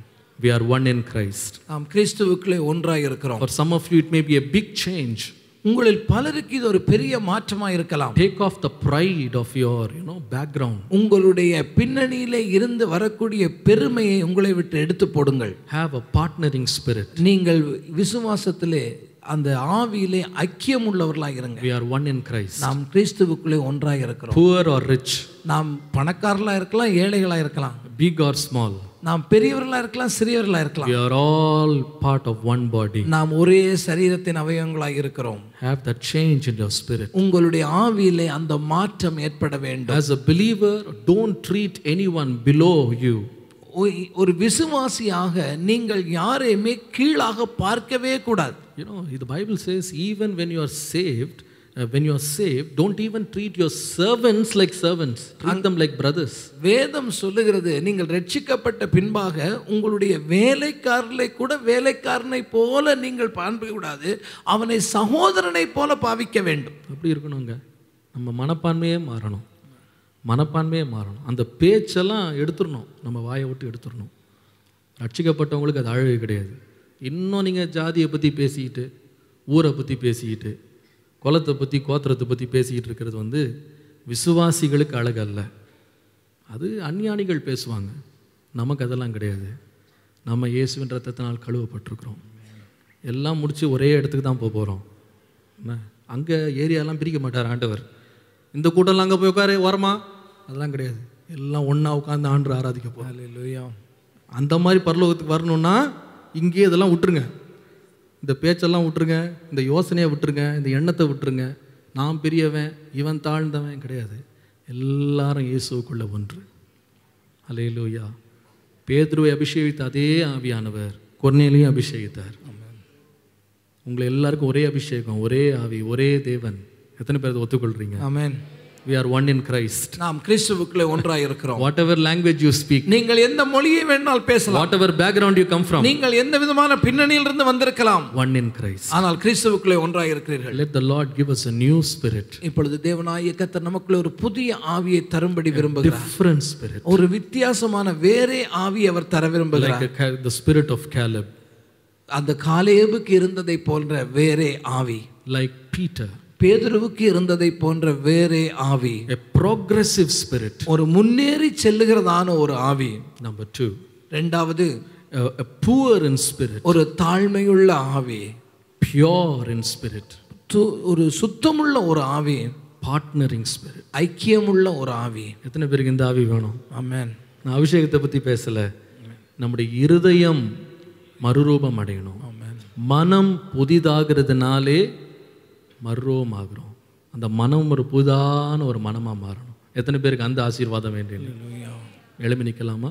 Let's stand up today and let's look to the Lord in prayer. நாம் எழுந்து நின்று தேவனை நோக்கி பார்ப்போம். Renew my spirit today. ஆண்டவரே, இன்றைக்கு என்னுடைய ஆவியை புதிதாக்கும். Give me a new spirit. எனக்கு ஒரு புதிய ஆவியை கட்டளையிடும். Make me a man with a different spirit. ஒரு வேறே ஆவி உடைய மனிதனாக என்னை மாற்றும். I don't want to live with the old life, old mindset, old thoughts. பழைய எண்ணங்களோட பழைய மனிதனாக நான் வாழ விரும்பவில்லை. I want to have a new spirit. ஆண்டவரே, எனக்குள்ளே ஒரு புதிய ஆவியை சிருஷ்டியும். எத்தனை பேர் விரும்புறீங்க? ஆமென். புதிய இருதயத்தை எனக்கு உண்டாக்க ஆண்டவரே. ஆமென் ஆண்டவரே. என் எண்ணங்கள் எல்லாம் மறுரூபமாக்கும். கரங்களை உயர்த்தி ஜெபம் பண்ணுவோமா? கரங்களை உயர்த்தி நம்ம எல்லாரும் ஜெபம் பண்ணுவோம். எனக்கு ஒரு புதிய ஆவியை தாரும் ஆண்டவரே. எனக்கு ஒரு புதிய ஆவியை எனக்கு தாரும். ஒரு புதிய எண்ணத்தை எனக்கு தாரும். ஒரு புதிய இருதயத்தை எனக்கு தாரும் ஆண்டவரே. புதிய இருதயத்தை எனக்கு தாரும் ஐயா. ஹல்லேலூயா. ஜீவனுள்ள தேவனே,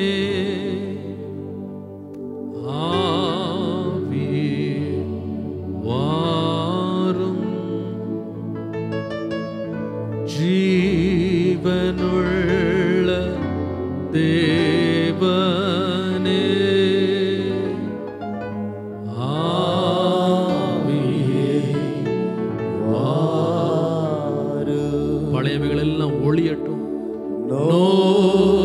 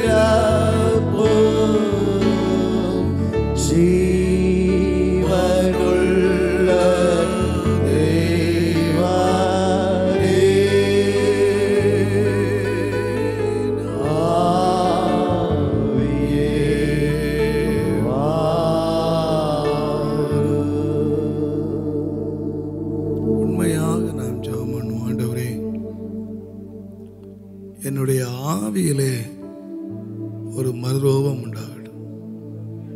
காலேப் வேறே ஆவி உடையவனாய் கர்த்தரை பின்பற்றினதினாலே காலேபுக்கு மாத்திரம் இல்லை, வேதம் சொல்லுகிறது, உன்னுடைய சந்ததிகள் இந்த தேசத்தை சுதந்தரிப்பார்கள். ஒரு மனுஷனுடைய ஆவி கர்த்தருக்கு பிரியமா இருக்குமானால் தன்னை தாழ்த்தி, தன்னை வெறுமையாக்கி, தன்னை பரிசுத்தப்படுத்தி, தன்னை மற்றவர்களோடு ஐக்கியப்படுத்தி முன்னேறுகிற ஒரு ஆவியை உடையவனாக ஒரு மனுஷன் இருப்பானால் அந்த ஆசீர்வாதம் அவனுக்கு மாத்திரம் இல்லை, உங்க சந்ததியின் மேலும் இருக்கிறது. காலேபுடைய ஆவி வேறுபட்ட பொழுது அவனுடைய சந்ததியும் சுதந்தரிக்கும் என்று எழுதியிருக்கிறது. அந்த ஆவி உங்க சந்ததி மேல வரணும். உங்களுக்கு இருக்கிற ஆவி உங்க சந்ததி மேல வரணும், உங்க பிள்ளைகள் மேல வரணும். தேசத்தை சுதந்தரிக்கிறவர்களாக நாம் மாறணும். மோசையோடு 40 ஆண்டுகளாக அந்த வனாந்தரத்தில் நடந்தவங்கெல்லாம் போய் சேர்ந்துடல. அவங்களுக்கு நடக்கிறதுக்கு பலம் இருந்துச்சு. ஆலயத்தை கட்டுறதுக்கு ரத்தினங்களையும் முத்துக்களையும் பொன்னையும் வெள்ளியையும் எல்லாம் கொடுத்தாங்க, என்னெல்லாமோ கொடுத்தாங்க. அவங்கெல்லாம் போய் உள்ளே சேருவாங்கன்னு ஆண்டவர் சொல்லலை. பொன்னை கொடுத்தவன், வெள்ளியை கொடுத்தவன், முத்துக்களை கொடுத்தவன், ரத்தினத்தை கொடுத்தவன் இவெல்லாம் போய் சேர்ந்தான்னு சொல்லலை. வேறே ஆவியை உடையவன். நமக்கு இன்றைக்கு தேவை ஒரு ஸ்பிரிட், ஒரு ஆவி, எனக்குள்ள ஒரு தாழ்மையின் ஆவியை தாரும் ஆண்டவர். என்னை பற்றி நானே ஒரு பெருமையாக நினச்சிக்கிட்டு, எனக்கு எல்லாம் இருக்கிற மாதிரி நினச்சிக்கிட்டு, எனக்கு ஒரு தாழ்மையின் ஆவி, என்னை எப்போது ஒரு தாழ்மையாய் வைத்து கொள்ளுகிற ஒரு எதன் மேலும் சார்ந்து விடாமல் கர்த்தரையே சார்ந்து கொண்டு, ஆண்டவரே நான் என்ன சூழ்நிலை வந்தாலும், என்ன புயல் அடித்தாலும், என்ன வெயில் அடித்தாலும், என்ன காற்று அடித்தாலும், என்ன சூழ்நிலை வந்தாலும் என் இயேசுவை மாத்திரம் நம்பி முன்னேறி போகிற ஒரு ஆவி எனக்கு தாரும் ஆண்டவரே. எனக்கு ஆவியை தாரும் ஆண்டவரே. என்னுடைய ஆவியில் ஒரு பெரிய மாற்றம் உருவாகட்டும். என்னுடைய ஆவியில் ஒரு பெரிய மாற்றம் உருவாகட்டும் ஆண்டவர். எல்லாரும் வாய்த்தலும் ஜெபிங்க. எனக்கு ஒரு ஆவியில் ஒரு மாற்றம் உருவாகட்டும். என்னுடைய ஆவியில் ஒரு மாற்றம் உருவாகட்டும் ஆண்டவரே. அல்லேலூயா. நம்முடைய ஐஸ்வர்யத்தில் இல்லை, நம்ம வீட்டில் இல்லை, நம்முடைய சுபாவத்தில், நம்முடைய ஆவியில. ஓ ராபா ஷாபூரியா தலக் கபௌரியா. எல்லா கைகளை உயர்த்தி ஆண்டவரை சொல்லுங்க, எனக்கு ஒரு ஆவி, என் மேல ஒரு ஆவி இறங்கட்டும். என் ஆவியை மாற்றுகிற ஒரு ஆவி, என்னை வேறு மனுஷனாக ஆக்குற ஒரு ஆவி, எல்லாரோடு இசைந்து போகிற ஒரு ஆவி, ஒரு ஐக்கியப்படுகிற ஒரு ஆவி. அல்லேலூயா, அல்லேலூயா. கொஞ்சம் யோசித்து பாருங்க. நம்முடைய வீட்டில் நம்முடைய அம்மா, நம்முடைய அப்பா, மாமனார், மாமியார், அவங்களோடு இசைஞ்சு போக முடியாது. ஊரை விட்டுருங்க, சபையை விட்டுருங்க. உங்கள் குடும்பத்துக்குள்ள நீங்கள் ஒருவரோடு ஒருவர் இசைஞ்சு போய் ஒரு குடும்பமாக நிற்க முடியுதா உங்களால்? நீங்கள் அபிஷேகம் பெற்றேன்னு சொல்கிறீங்க, என்னமோ அந்நிய பாஷை பேசி குதிக்கிறீங்க, ஆட்டம் போடுறீங்க, என்னெல்லாமோ செய்கிறீங்க. உங்கள் மனைவி, உங்கள் பிள்ளைகள், உங்களுடைய குடும்பத்தில் உங்கள் மாமனார், மாமியார், மருமக்கள்மார், இவங்களோடு நீங்கள் ஒருமித்து ஐக்கியமாக உங்கள் வீட்டில் இருக்க முடியுதா? கொஞ்சம் மனச்சாட்சியில் கை வச்சு கேட்டு பாருங்க. எனக்கு என்ன ஆவி இருக்கு? தனியாக போகிற ஆவி இருக்கா, இல்லை ஐக்கியப்படுற ஒரு ஆவி இருக்கா? என் குடும்பத்தில் ஐக்கியம் உண்டா? என் வீட்டில் இருக்கா? சபையில் ஐக்கியம் ரெண்டாவது இருக்கட்டும். யுவர் ஓன் ஃபேமிலி, அவங்களோடு எசைஞ்சு போக முடியுதா? பெரியவங்களோடு எசைஞ்சு போக முடியுதா? சின்னவங்களோடு கொஞ்சம் விட்டு கொடுத்து போக முடியுதா? கொஞ்சம் அனுசரித்து போக முடியுதா? ஆவியானவரே, எனக்கு அந்த ஐக்கியத்தின் ஆவியை தாங்கப்பா. நாம ஒருமித்து நடப்போமானால் நம்முடைய குடும்பத்தின் மூலமாக தேவன் மகிமைப்படுவார். நம்முடைய சபையின் மூலமாய் தேவன் மகிமைப்படுவார். தேவன் உயர்த்தப்படுவார். ஓ ஹல்லேலூயா, ஹல்லேலூயா. ஆவியானவரே, எங்களுக்கு விதமான ஒரு கிருபை எங்களுக்கு தந்து, நானும் என்னுடைய வீட்டாரும் ஆண்டவரே, உம்முடைய ராஜ்யத்திலே பங்கு பெறுவதற்கு எங்களை ஆயத்தமாக்கும் ஆண்டவரே, எங்களை ஆயத்தமாக்கும் ஆண்டவரே. எங்கள் குடும்ப அபாத்திரமாய் போய்விடக்கூடாது. காலேபும் அவனுடைய சந்ததியும் அந்த பாலும் தேனும் ஓட்டை சார்ந்தது போல ஆண்டவரே, நானும் என்னுடைய சந்ததியும் உம்முடைய ராஜ்யத்தில் பிரவேசிக்க வேணும் ஐயா. உம்முடைய ராஜ்யத்தில் எத்தனை பேர் ஆண்டவரை பார்த்து சொல்லுங்க, நானும் என்னுடைய சந்ததியும் உம்முடைய ராஜ்யத்தில் பிரவேசிக்க வேண்டும். உம்முடைய ராஜ்யத்தை நான் சுதந்திரிக்க வேண்டும். எங்களை யாருக்கு தகுதியாக்கும், எங்களை யாருக்கு ஆயத்தமாக்கும். ஆசீர்வதியும் இயேசுவின் நாமத்தில் பிதாவே.